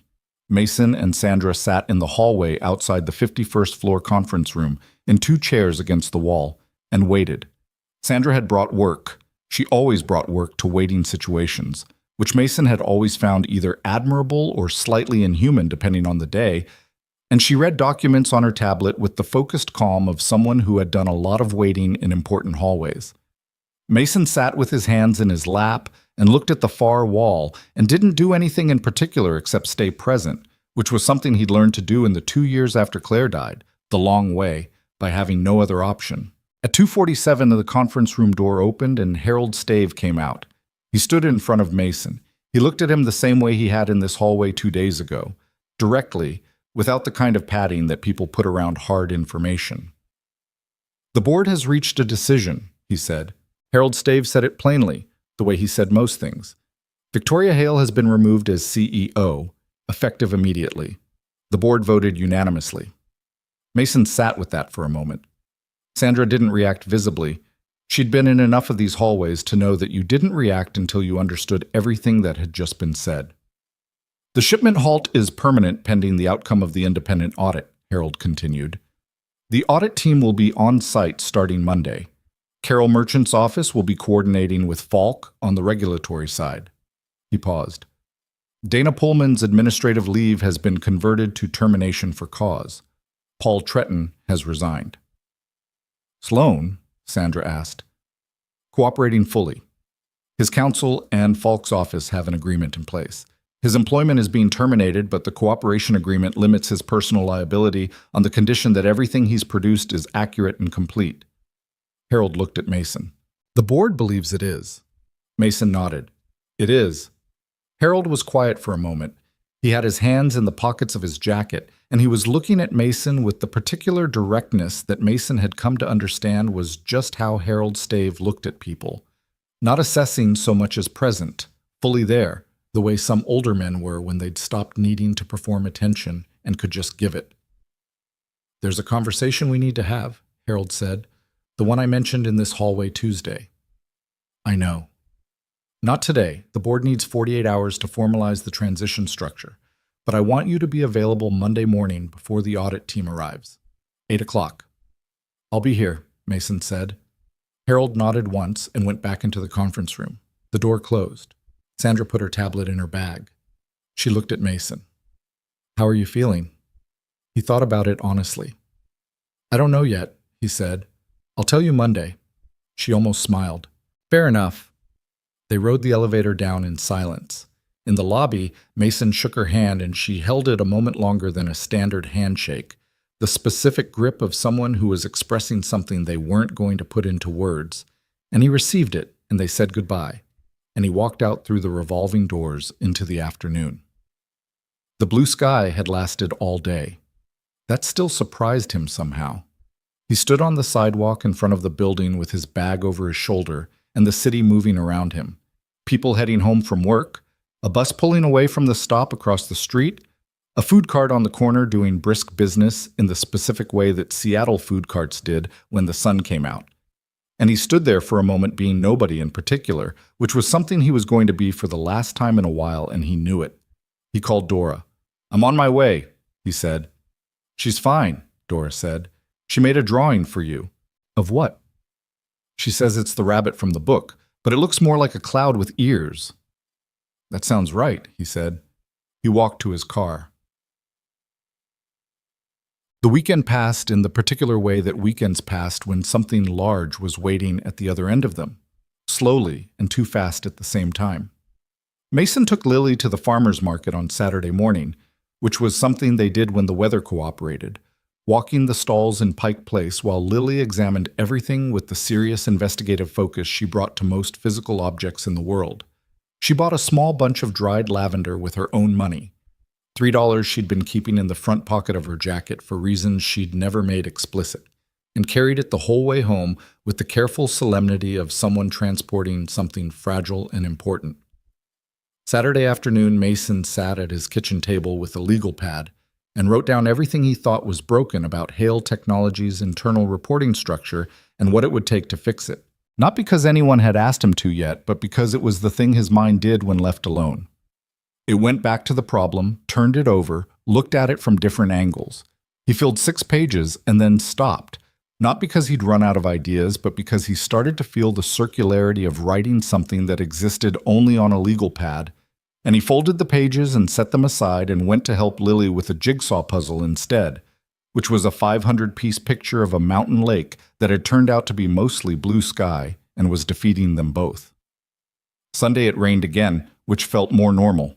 He called his mother in Portland, a conversation that lasted 40 minutes and covered, in no particular order, Lily's fever and recovery, the farmer's market lavender, a neighbor dispute his mother was involved in regarding a fence line, whether Mason was eating properly, and a careful silence on his mother's part around the professional situation that meant she'd somehow already heard something and was waiting for him to bring it up himself, which he didn't, not yet. He'd tell her properly when there was something complete to tell. That night, after Lily was asleep, he sat in the kitchen with the legal pad and the 6 pages and read through what he'd written. He added 3 things he'd thought of during the day. He crossed out 1 thing that he'd realized didn't make sense structurally. He held the pad in both hands and looked at it for a long time. He thought about what Victoria had said at the window. Someone's going to have to build it. He thought about what he'd said back. That's not a conversation for right now. Now it was going to be. He wasn't sure how he felt about that. He'd spent 14 months being invisible in this building, wearing a badge that made people's eyes slide past him, having conversations with workers in maintenance bays and storage floors and server rooms that nobody thought to monitor because nobody thought the conversations were worth hearing. He'd been good at invisible. He'd built things in the space that invisibility provided. The question of what he was good at when the lights were on was a different question, and he sat at his kitchen table on a Sunday night and looked at it honestly without trying to resolve it. He was tired. He was specifically tired in the way of someone who had been running on purpose in compression for 11 days and was now coming up against the other side of it, the part where the purpose was still present, but the emergency was over and the body remembered that it had been in an emergency. He went to bed at 10:30 and slept, genuinely slept, for the first time in over a week. Monday morning, 8 o'clock. Mason arrived on the 51st floor to find Harold Stave, Adrian Cho, James Okafor, and Robert Shen already present. Brian Falk was there. Sandra Yee was there, which Mason hadn't expected. He looked at her and she gave him a small nod that meant Harold's office had called her Friday afternoon. Carol Merchant from the Safety Commission was on a video screen mounted on the side wall, connected from what appeared to be a federal office building somewhere, the kind of background that had government gray walls and fluorescent lighting. There was also a man Mason hadn't met, introduced as Warren Chu, who was the board's external governance consultant, a small, precise man in his late 50s who had the energy of someone who spent most of his professional life solving problems he hadn't created and had made peace with that. The audit team, 4 people with laptops and rolling cases, was being set up in a separate floor 2 levels below. That work was proceeding without Mason. This meeting was something else. Harold opened it simply. The board needs to appoint an interim chief executive while the formal search process for permanent leadership is conducted. That process will take a minimum of 90 days and more likely 5 to 6 months. The interim appointment needs to be someone who understands the operational failures that created this situation, who has the trust of the regulatory partners now involved, and who can stabilize the internal culture during the audit period. He looked at Mason. We're offering you the interim CEO position. I want to be transparent about what that means before you say anything. Mason said nothing. He'd been expecting this since Tuesday evening, when Harold had first said the word conversation in this hallway, but expecting something and having it placed in front of you were different things. And he sat with the difference for a moment. Warren Chu spoke first, in the flat, practical tone of someone who believed in getting to the functional information quickly. Interim means you have full operational authority with 2 specific constraints. Major capital decisions over $5 million require board co-approval during the interim period, and the audit proceeds independently. You don't supervise it, you don't interface with it except through Falk's office. Everything else is yours. What's the compensation structure? Sandra asked. Warren told her. It was a number that didn't fit in Mason's current framework for thinking about his life, and he filed it away to think about later, when he was alone, which was the only reasonable place to think about things like that. I have questions, Mason said. Of course, Harold said. The 600 and some employees in the hardware and compliance divisions, what's their status? Have there been any layoffs as part of this transition? None, Harold said. That was a specific board decision made Thursday afternoon. No workforce reduction during the audit period. Tom Wycliffe, Mason said. Harold looked at him. What about him? He's been in the hardware division for 9 years. He knew something was wrong and he tried once to surface it and was told to move on. He's not culpable, Sheets. He was in the same position as everyone else who got the message that it wasn't safe to push. I want his status protected, and I want that explicit, not informal. Harold glanced at Adrian Cho, who wrote something down. Noted and agreed. The shipment halt. What's the communication to clients, the medical facilities that were expecting delivery? Brian Falk answered that one. Letters went out Friday from the legal team. We've been in direct contact with the facility procurement managers at all affected sites. The halt is framed as a voluntary quality review, which is accurate. We've offered expedited alternative sourcing support. Who's handling the client relationships during that process? Currently the VP of Client Services. I want to be briefed on all of them by end of this week, Mason said. Not summaries, the actual conversations, whatever your team has documented. Falk nodded. Mason looked at the table. He looked at the legal pad he'd brought in his bag, the 6 pages he'd written Saturday afternoon, and he thought about whether to take it out now or whether this wasn't the moment, and decided it wasn't. He looked at Harold. What does the board expect from me in the first 30 days? Stability, Harold said.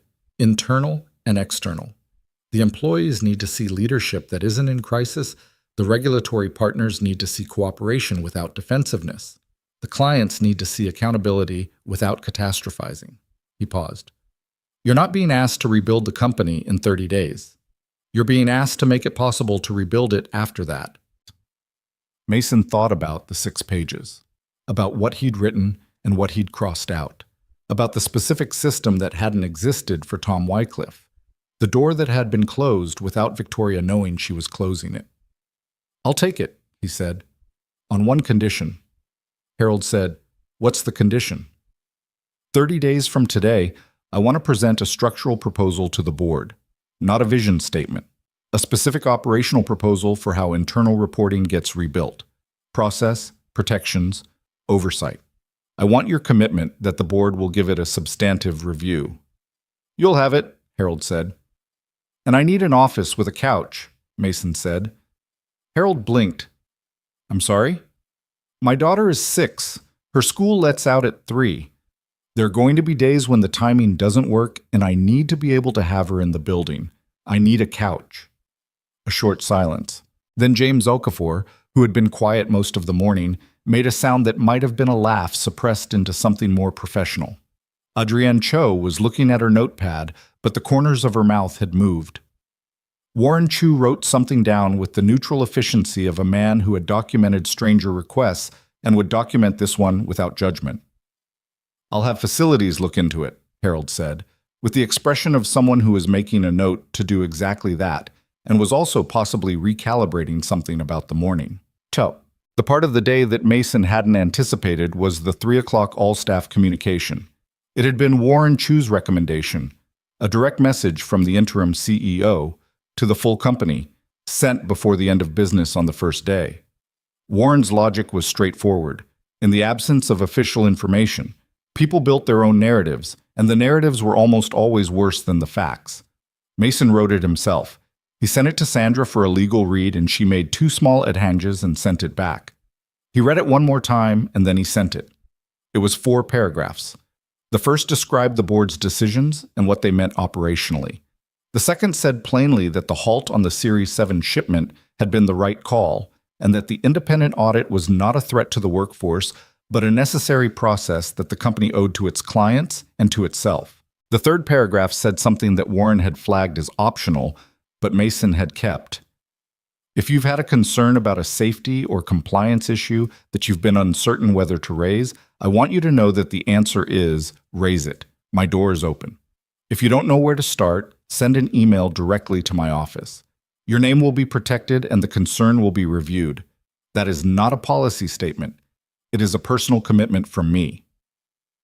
The fourth paragraph was 2 sentences. I know most of you don't know who I am. I'm going to change that.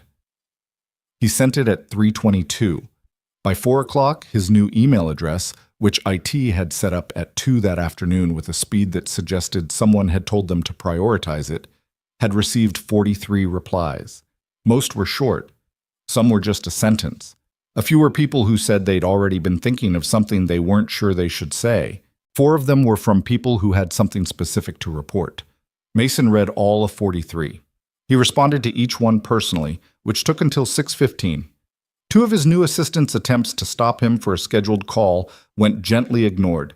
She was a woman named Patricia, who had been the executive coordinator for the previous 2 CEOs and who had the professional adaptability of someone who had seen a lot and decided that competence in unusual forms was still competence.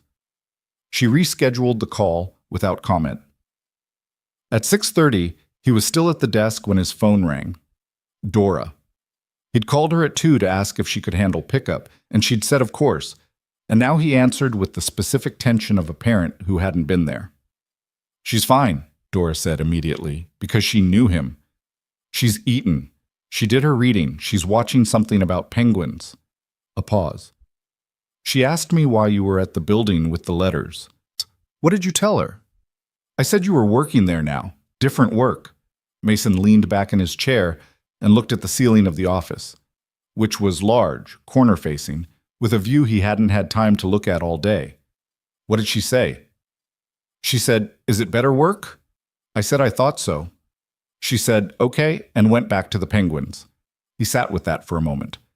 "I'll be there by 7:30, he said. "Maybe 8. "Take your time," Dora said. "The penguins are apparently long." He hung up. He sat in the chair, the one he hadn't entirely processed being in yet, the one that had existed in this office under someone else's weight for the past 3 years, and now had his. And he looked out the window at Seattle in the early evening, the light going amber over the water, the ferry cutting its white wake across the bay. He thought about Dana Pullman and what she'd built.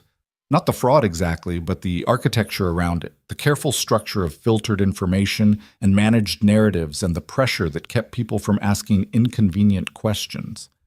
He thought about how long it had been running and how many individual moments it had required, each one a small decision not to be the person who said something.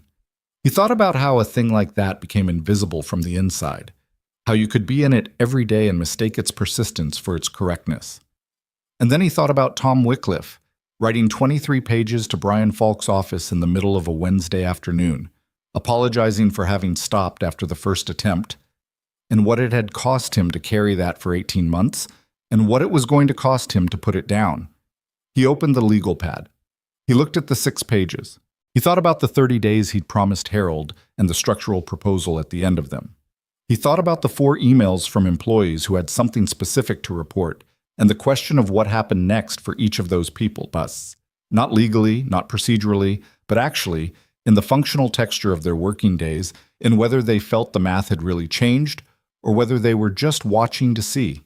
He wrote one more line at the bottom of the last page and drew a box around it, the same way he'd drawn a box around Garrett Sloan's name in his notes 8 days ago. The line said, "The first person who uses the new system, what happens to them is the whole thing." He meant it as a reminder, for himself as much as anyone. He closed the pad. He gathered his things. He turned off the desk lamp, and the room went to the ambient light of the city coming through the windows, the harbor orange and blue in the evening, and he picked up his bag and his jacket, and he left the office and went down 51 floors in the elevator and walked through the lobby past Gerald, who was on the evening shift again.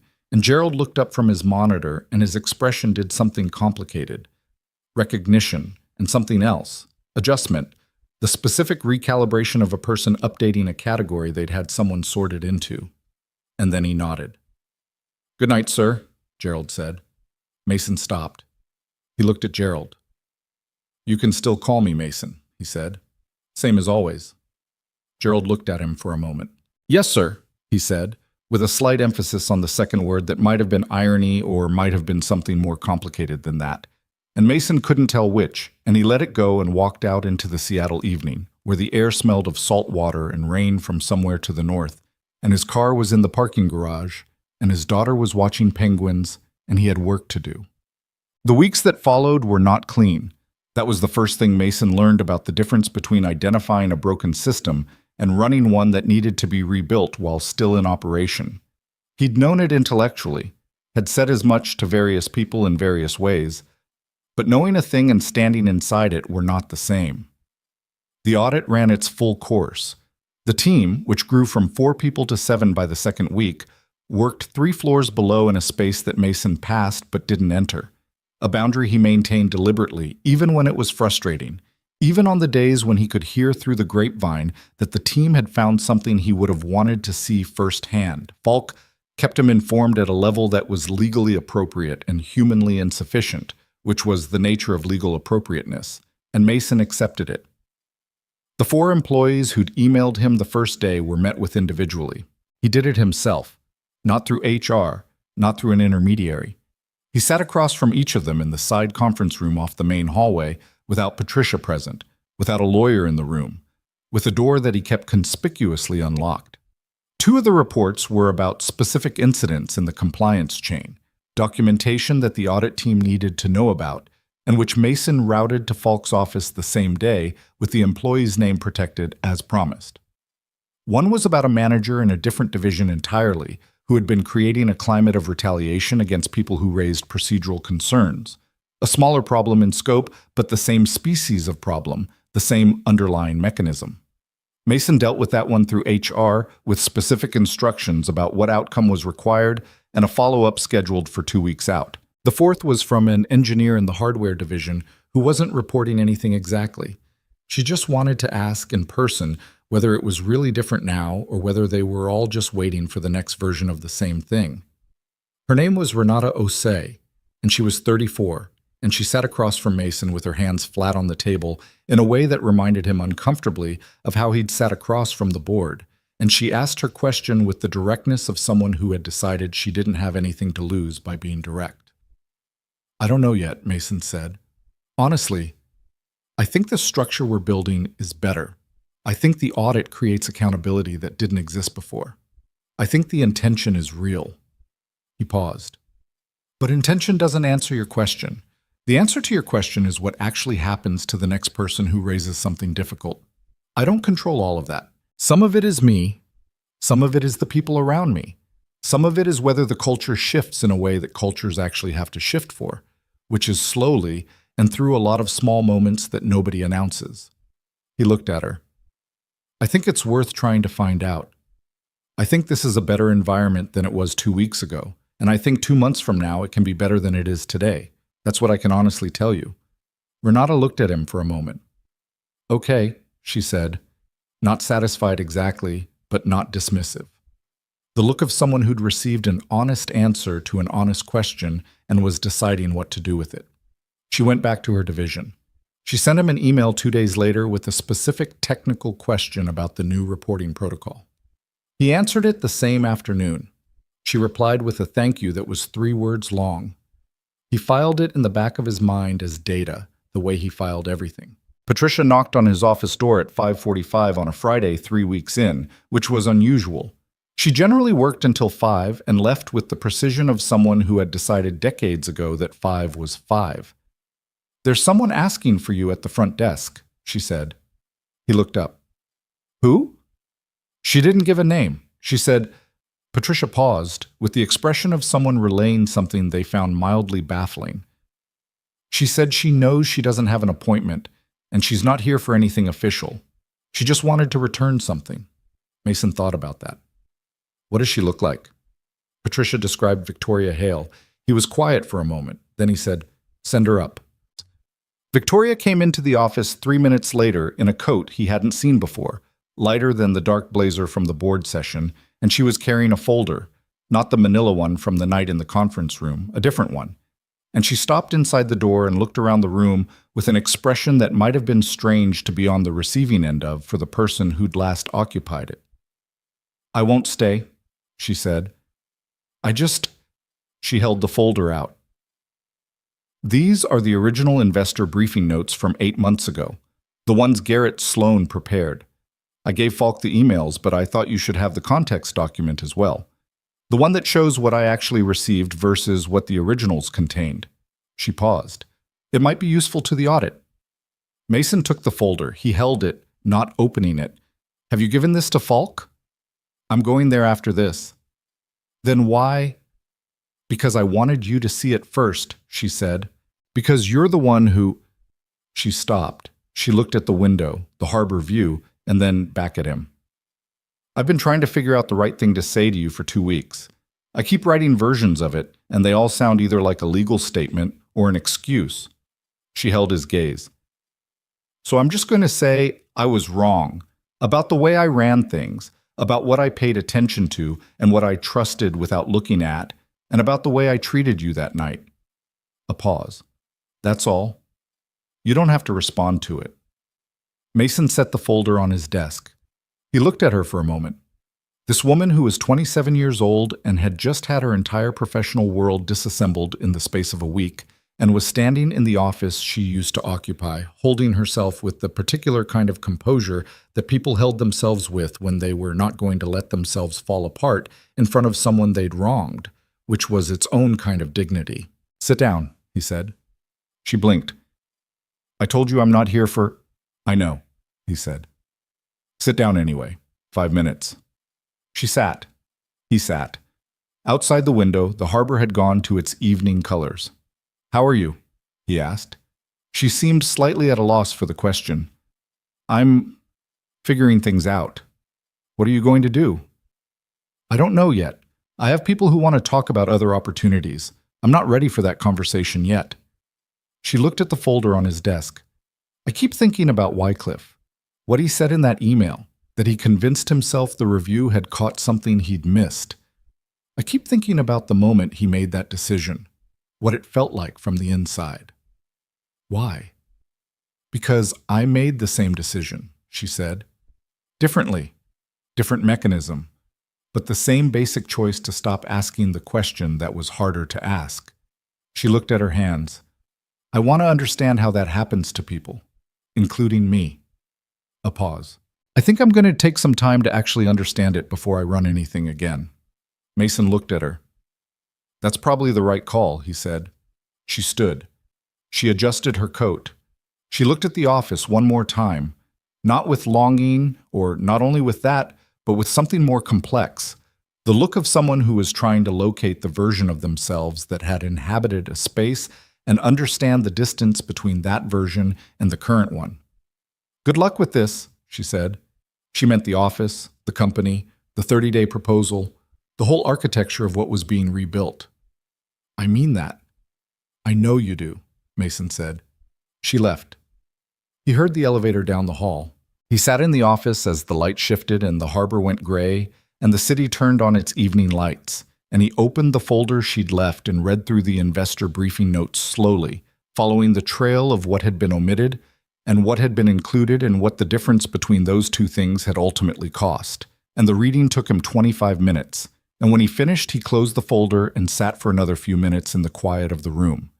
Then he picked up his phone and called Dora and said he was leaving now. He'd be there by 7. The 30-day proposal went to the board on a Tuesday morning in November, 41 days after Mason had sat in the hallway outside the 51st floor conference room and waited for Harold Stave to come through the door. 41 days instead of 30 because the audit had surfaced 2 additional compliance issues in the 3rd week, neither as serious as the original, but both requiring immediate operational response. And Mason had decided that rushing the structural proposal to meet an arbitrary deadline was exactly the kind of decision that had contributed to the original problem, so he'd sent Harold a 1-paragraph email saying it would be ready when it was ready, and Harold had replied with 2 words: "Fair enough." The proposal was 37 pages, not a vision document, not a mission statement, not the kind of aspirational language that looked good in a frame on a lobby wall. It was a specific operational blueprint for how internal reporting would work going forward. The channels, the protections, the oversight structure, the accountability mechanisms for what happened after a concern was raised, and a review schedule that required the board to assess the system's functioning every 6 months, rather than assuming it was working because nobody was screaming. The key element, the one Mason had written and rewritten 4 times before he got it right, was the position he was proposing to create. A director of safety integrity, reporting directly to the board rather than to any operational executive, with independent access to every product line compliance record in the company and the authority to initiate an external review without internal approval. The position had a protected budget, a protected mandate, and a job description that Mason had drafted in language so specific that it would be difficult to reduce the role to a ceremonial one without explicitly changing the charter. He'd shown the draft to Tom Wycliffe 2 weeks before presenting it to the board. That had been a decision he'd made on a Thursday afternoon, sitting in his office reading through Wycliffe's 23-page email for the 3rd time, and he'd stood up and walked downstairs to the hardware division floor. Not called ahead, just walked down, and found Wycliffe at a workstation in the far corner of the engineering bay, a lean man in his mid-40s with the slightly worn look of someone who'd been carrying something heavy and hadn't yet fully put it down. Wycliffe had looked up and clocked Mason's presence with the specific expression of a person recalibrating fast. Not fear exactly, but the residual reflex of it, the body's memory of what had happened the last time authority had paid attention to him. "I'm not here about the audit," Mason said, sitting down in the empty chair next to Wycliffe's station without being invited. "I want to show you something and get your reaction." Wycliffe had looked at the chair, then at Mason. "Okay," he said cautiously. Mason put the draft proposal on the desk. "Read the section on the Director of Safety Integrity. Tell me what's missing." Wycliffe had read it. He'd read it carefully, the way engineers read things, tracking specifics and structural relationships rather than the general argument. He'd gone back to 2 sections and read them again. Then he'd set it down and looked at Mason with an expression that had something in it Mason couldn't immediately categorize. "The escalation timeline," Wycliffe said. "You've got a 48-hour acknowledgement requirement, but there's no specified response timeline. Someone could acknowledge a concern immediately and then let it sit in a queue for 3 weeks without technically violating the charter." Mason looked at the page. He hadn't caught that. "What timeline would you put on it?"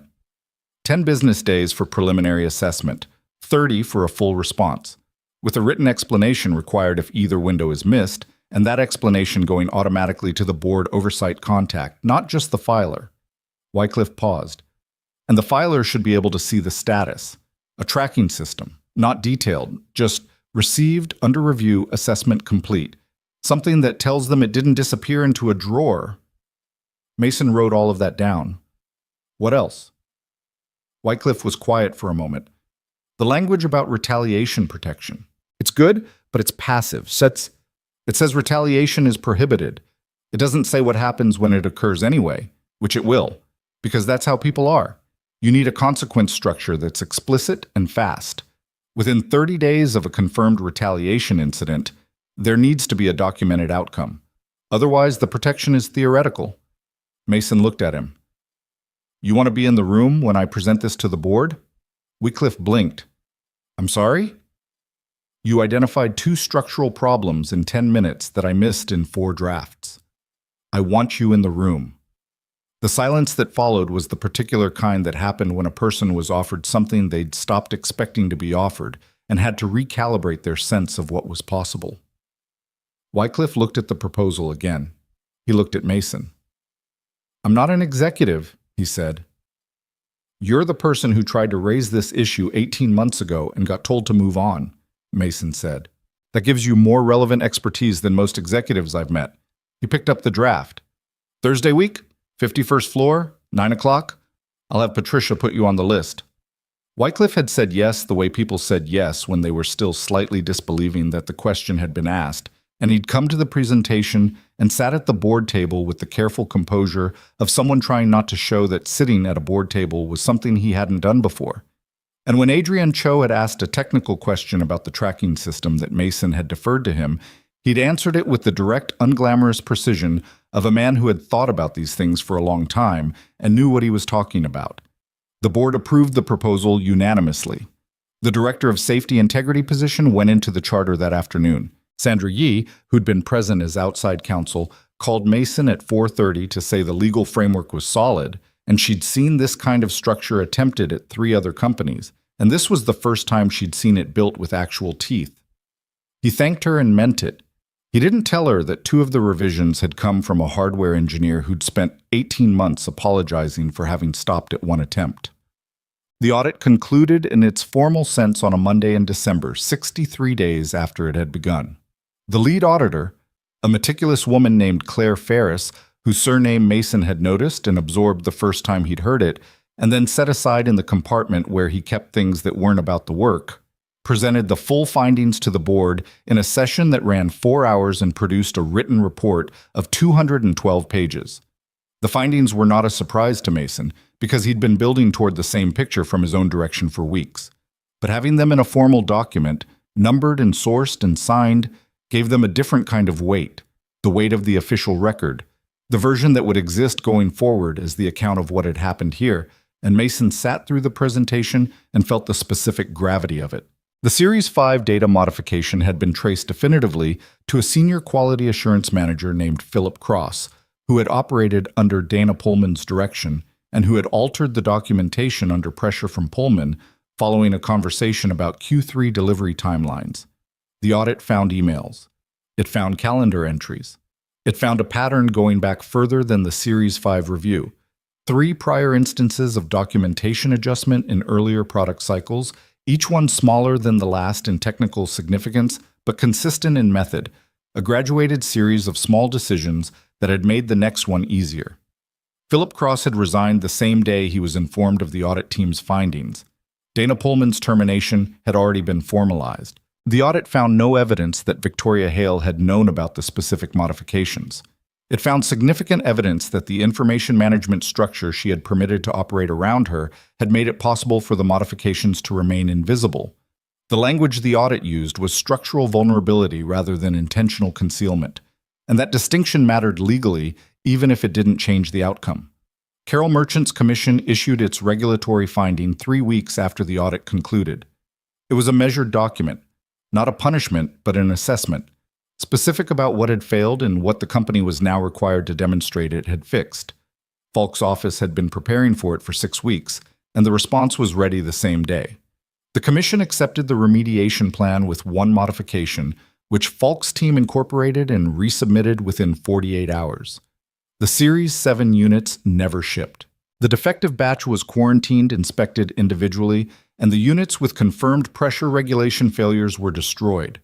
The units that tested clean were held pending the audit's conclusion and then released under a revised certification process that Carol Merchant's office had helped design. The medical facilities that had been waiting received their deliveries starting in early December, and by the time the regulatory finding was published, all affected clients had been fully serviced. Mason sent a personal letter to the procurement manager at each of the 4 medical systems that had been expecting the original shipment. Not a form letter. He wrote each one specifically, acknowledging what the delay had meant for their operations and what the company had done and what it was committing to going forward. 3 of them wrote back. One of the responses was 2 pages long, from the facilities director of a hospital system in Oregon, who said she appreciated being addressed like someone whose time and planning mattered, and that in her experience that was rarer than it should be. He kept that one. He read it twice and then folded it and put it in the desk drawer. Not filed, just kept. By February, the company had begun to feel different in the specific way that organizations feel different when something systemic has actually shifted rather than just been announced to have shifted. Mason felt it first in the small things, the rhythm of meetings, the way people spoke in rooms when they were identifying problems, whether they looked at the door before they said something or whether they just said it. He'd been in enough organizations to know the difference between a culture performing honesty and a culture practicing it, and the difference was visible in those small, unremarkable moments that nobody was narrating for an audience. The first time someone used the new reporting system, it was not a dramatic situation. It was a mid-level software engineer in the infrastructure division named Ben Alvarez who filed a concern about a testing shortcut his team had been taking on network security validation. Not a current crisis, not a safety issue in the physical risk sense, but a pattern that could become a vulnerability if it continued. He filed it on a Wednesday afternoon through the new portal. He received an acknowledgement Thursday morning. He had a preliminary assessment response within 8 business days. The outcome was a revised testing protocol for his division. implemented within 3 weeks. Nothing happened to Ben Alvarez. He kept his job. His manager didn't treat him differently, or if she had any impulse to, something in the structure around it held that impulse in check. He sent a message to Mason's office 2 weeks after the resolution that was 3 sentences long. "I want you to know I almost didn't file it. Then I remembered what you wrote in that first email. I'm glad I did." Mason read that message standing at his desk and then sat down and looked at it for a while. He thought about the line he'd written in a box on his legal pad in October. The first person who uses the new system, what happens to them is the whole thing. He thought about Ben Alvarez deciding whether to file and nearly not doing it, and then doing it anyway. He thought about Tom Wycliffe deciding not to file a second time and carrying that for 18 months. He thought about the specific calculus of those two decisions and what had been different about them. Not the people, not fundamentally, but the world around the decision, the temperature of the environment in which it was made. He replied to Ben Alvarez's message himself, 4 sentences. "Thank you for telling me. It matters that you did. The system only works if people use it, and people only use it if it's worth trusting. You're the reason it becomes worth trusting." It was a Friday afternoon in late February when Lily first saw the office. He'd been meaning to bring her for 2 weeks, kept pushing it because the timing hadn't worked out, and then on a Friday when Dora had a doctor's appointment and school let out at 2:30, he'd arranged for Patricia to handle the afternoon without him in the building and instead went to pick up Lily himself, which he hadn't done on a weekday since October.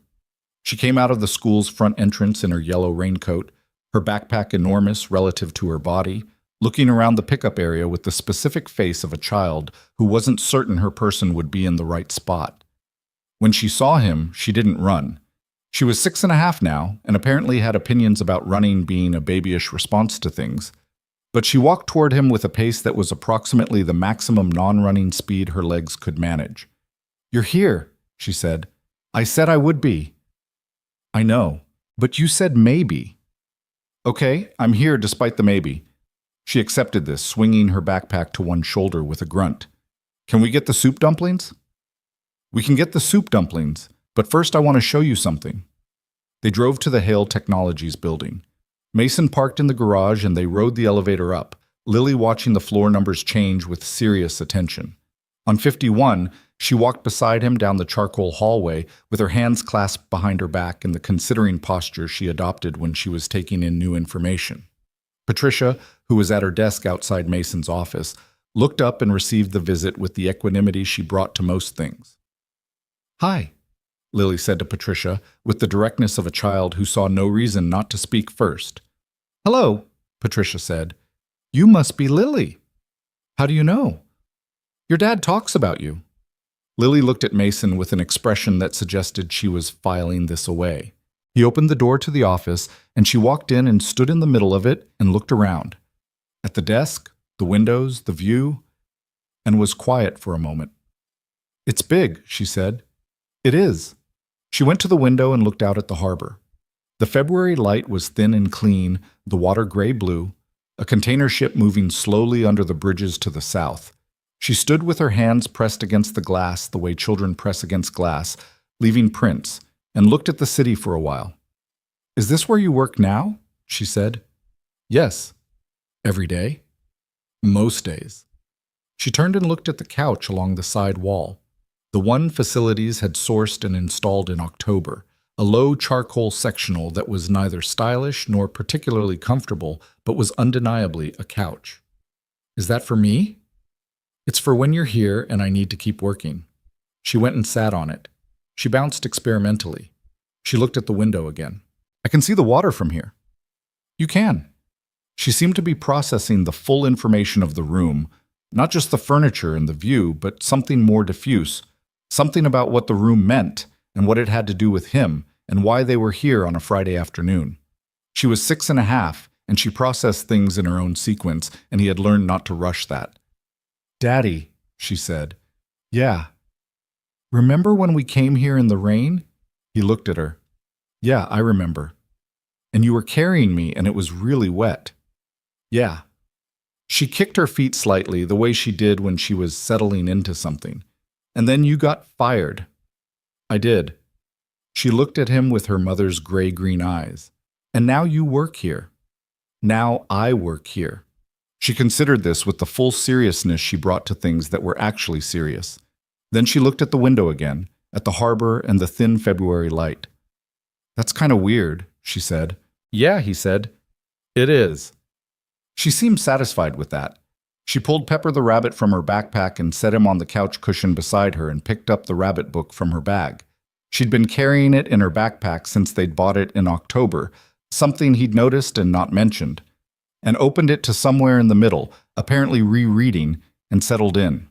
Mason sat down at his desk. He had 2 emails to read before they left for soup dumplings. He read them. The first was from Adrienne Cho about the next board meeting agenda. The second was from Renata Osei in the hardware division, forwarding a testing anomaly she'd flagged in a new product prototype. Not a crisis, a genuine early-stage concern, exactly the kind of thing the system was built to surface and address before it became something else.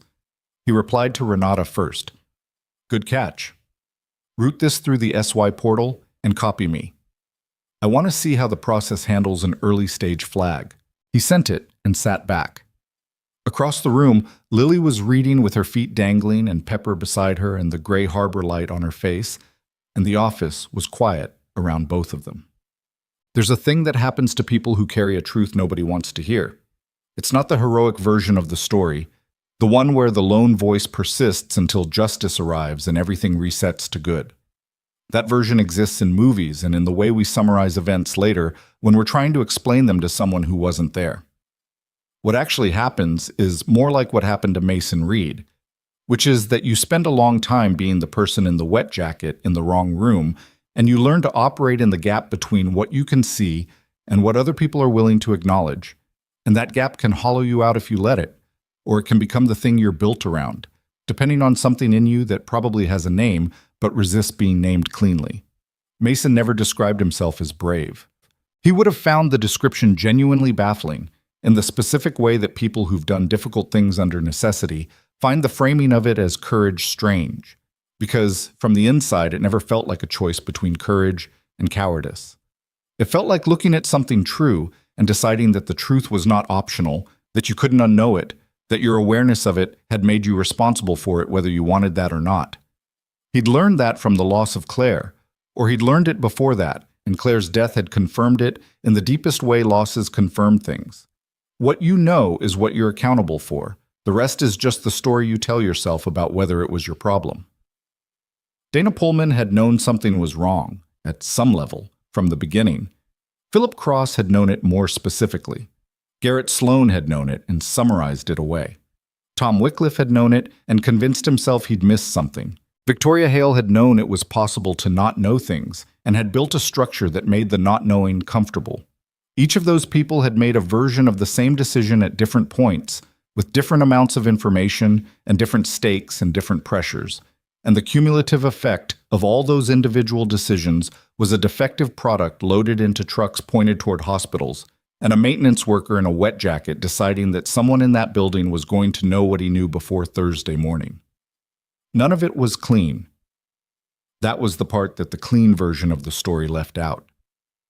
Tom Wycliffe still had to work in a building where some of his colleagues now knew what he'd written in those 23 pages, and some of them respected him for it, and some of them were made uncomfortable by it in the particular way that honesty makes people uncomfortable when it reflects on what they might have done differently. Renata Osei used the new reporting system and nothing bad happened to her, but she still hesitated before filing the prototype concern. Still sat with her hand over the submit button for a moment longer than should have been necessary, because the body remembered the old rules even after the rules had changed. Ben Alvarez almost didn't file. The almost was real. It was part of the story. And Mason himself, Ishtan, he was not the person at the end of this that he'd been at the beginning. Not better, not worse, but different in the specific way that being inside something for 5 months changes you, even when you thought you knew what you were getting into. He was more tired than he'd expected. He was less certain about some things he'd been fairly certain about in October.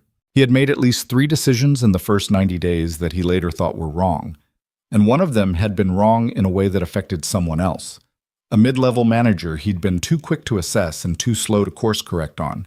and he'd gone back and fixed it, but the fixing hadn't fully erased the original error, which was how errors worked. He'd told Lily on a Sunday morning in January when she'd asked him if running a company was hard, that it was hard in ways he hadn't expected and easier in ways he'd been afraid of. She'd looked at him with that too serious face and said, "What were you afraid of?" And he'd thought about it honestly and said that I'd get in there and realize I didn't actually know how to do it. And she'd looked at the table and then back at him and said, "You figured it out, though." Not a question. The same decision she made every time. The deliberate, considered choice to believe him. He carried that with him. He carried a lot of things, the way people did, in the specific way that the people you're responsible for become part of the weight you move through the world with, and you learn to move with it rather than under it, or you try to. In March, the company announced the permanent appointment. Mason had known it was coming since January, when Harold Stave had raised it in a one-on-one conversation with the specific directness Mason had come to expect from him. The board had been watching the interim period with the attention of people making a decision, and by February, they had enough to decide. The formal process, the external search, the candidate interviews, the governance review, had run in parallel, and at the end of it, the board's recommendation was the same name it had started with. Harold told him in the same hallway where he'd told him about Victoria's removal, which Mason noticed but didn't mention. The offer was made with full contract details and a timeline for Sandra's review, and Harold asked if he had questions, and Mason had several specific ones about the board's expectations for the permanent role versus the interim, and they talked through those for 20 minutes, and at the end Harold said, "Are you going to take it?" And Mason said, "Yes." And Harold nodded once, and that was that. The announcement went to staff on a Thursday, in an email from Harold on behalf of the board and a separate one from Mason himself. Mason's email was shorter than his first one 5 months ago. It said that he was grateful for the trust the board had placed in him and that he intended to keep earning it, and that the work they'd started in October, the audit, the new reporting structure, the cultural shift that didn't have a completion date because it wasn't that kind of project, was the work he was committed to continuing, and that he needed everyone in the company to be part of it because no structure worked without the people inside it deciding it was worth participating in. He got 62 replies by noon. Renata Ose sent one sentence. "We're glad it's you." Tom Wycliffe sent 2. "Congratulations, and I mean that." Also, the response timeline in the SI protocol should probably be reviewed at the 6-month mark. "I have some data I think you'll want to see." Mason replied to Wycliffe immediately. "Schedule it, Utz." There was an evening in late March that he thought about later as the one that enclosed the whole thing, though he couldn't have said exactly why that particular evening rather than any of the others. It was a Wednesday, not especially remarkable. He'd worked until 6 and then gone to pick up Lily from Dora's, where she'd been after school. They'd stopped for groceries, which was an experience that took twice as long as it should because Lily had opinions about approximately everything in the store and was currently in a phase of reading every label aloud, not quickly. They got home at 7:15 with 2 bags of food and 1 stuffed rabbit and 1 rabbit book, which went everywhere Lily went, always. He made dinner. Not anything special. Pasta with a sauce he'd made enough times that he didn't need to think about it. The kind of weeknight cooking that existed not to be memorable, but to feed people reliably. Lily sat at the kitchen counter and did her homework while he cooked, which meant she did approximately half her homework and spent the other half telling him things about her day in the specific associative way the children narrated their days, one thing connecting to another through internal logic that was visible only to her. She'd made a friend named Sophie. Sophie had a hamster. The hamster was named Gerald. Lily thought this was an excellent name for a hamster, which Mason did too for reasons he kept to himself. They'd played at recess.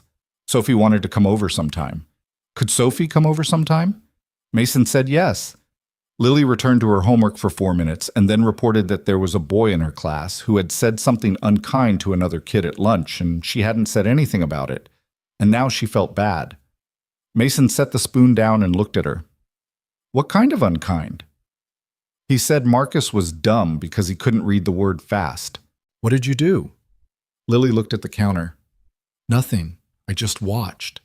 He looked at her face, the 6.5-year-old version of the thing he'd seen in a lot of adult faces recently, the specific expression of a person accounting honestly for a gap between what they'd done and what they wished they'd done. "What do you think you should have done?" he said. "Said something." A pause. "But I didn't know what to say." "You don't always have to know the perfect thing to say," he said. "Sometimes you just have to say something. Anything that tells the person who got hurt that somebody saw it." She was quiet for a moment. "What if I say the wrong thing?" "Then you said the wrong thing and you try again." He picked the spoon back up. Saying nothing is also a choice. It just feels easier because nothing is quieter. Lily looked at her worksheet. "I'm going to tell Marcus tomorrow that I think he's a good reader," she said, with the specific decision-making tone she used when she'd worked something out to its conclusion. "Yeah," Mason said. "That's good." She went back to her homework. He stirred the sauce. The apartment was warm and smelled of garlic, and the rain outside made its Seattle sound on the windows. And the evening held itself together in the ordinary way, unremarkable from the outside, which was the condition under which most real things happened. After dinner, after dishes, after the extended negotiation around bedtime, that was one of the consistent features of his life and showed no sign of resolving into something more efficient, Lily was in bed with Pepper and the rabbit book and the lamp on the nightstand, and Mason sat on the edge of the bed while she told him where she was in the book. She'd reread it twice now and was on a third pass, apparently finding new information in it each time. "Daddy?" she said. "Yeah." "The rabbit gets lost because he's trying to find something." "I know, I remember." "But he doesn't know what he's looking for until he finds the garden." She looked at the page. "Is that how it works? You don't know what you're looking for?" He thought about that honestly. He thought about 11 days in a document management system, and a rainy night, and a manila folder, and a motel room, and a child asleep in the back seat of a car. He thought about the thing underneath the things, the specific reason he'd been willing to be the person in the wet jacket in the wrong room, the reason that reason had felt mandatory rather than optional. He thought about Claire and the warning that hadn't been escalated, and the years since, and the strange, unglamorous shape of what had come from them. "Sometimes," he said, "sometimes you know exactly what you're looking for, but you don't always know what you're going to find when you get there." Lily considered this with the full weight of her attention. Then she looked at the rabbit on the page, the small round rabbit in the large green garden, looking up at the things growing around him, and she said, "I think he's happy even though he's surprised." "Yeah," Mason said. "I think so too." He turned off the lamp. He sat in the dark for a moment after she was asleep, the way he had so many nights, in the years before this and the years inside it, in motel rooms and apartments, and once in a parking garage, and now in this apartment where the rain came down and his daughter slept, and the city continued its indifferent, complicated life outside. He sat in the dark and he didn't think about anything in particular, just occupied the space, let the quiet be quiet. Then he got up. He went to the kitchen and poured a glass of water and stood at the window looking at the street below, the wet pavement, the lamplight in the puddles, a person with an umbrella moving through the frame of his view and disappearing. Just a person. Just a Tuesday night in a city. Just the texture of time moving through a life that had come to look, from the inside, not like a story with a lesson, but like a series of decisions made under conditions of imperfect information, some of them right, some of them wrong, all of them made by someone who had decided that knowing a thing made you responsible for it. He drank his water, he washed the glass, he turned off the kitchen light. In the morning, there would be the thing with Renata's prototype anomaly and the 6-month SI protocol review that Wycliffe wanted to schedule, and an email from Adrian Cho about the Q1 board agenda, and Patricia would have his first meeting on the calendar by 8, and Lily would negotiate over breakfast with the seriousness she brought to all negotiations, and outside the window Seattle would be whatever it was going to be, rain or sun, or the thin, clear blue that showed up sometimes like a gift nobody had planned for. That was what was ahead. That was what stayed. He went to bed.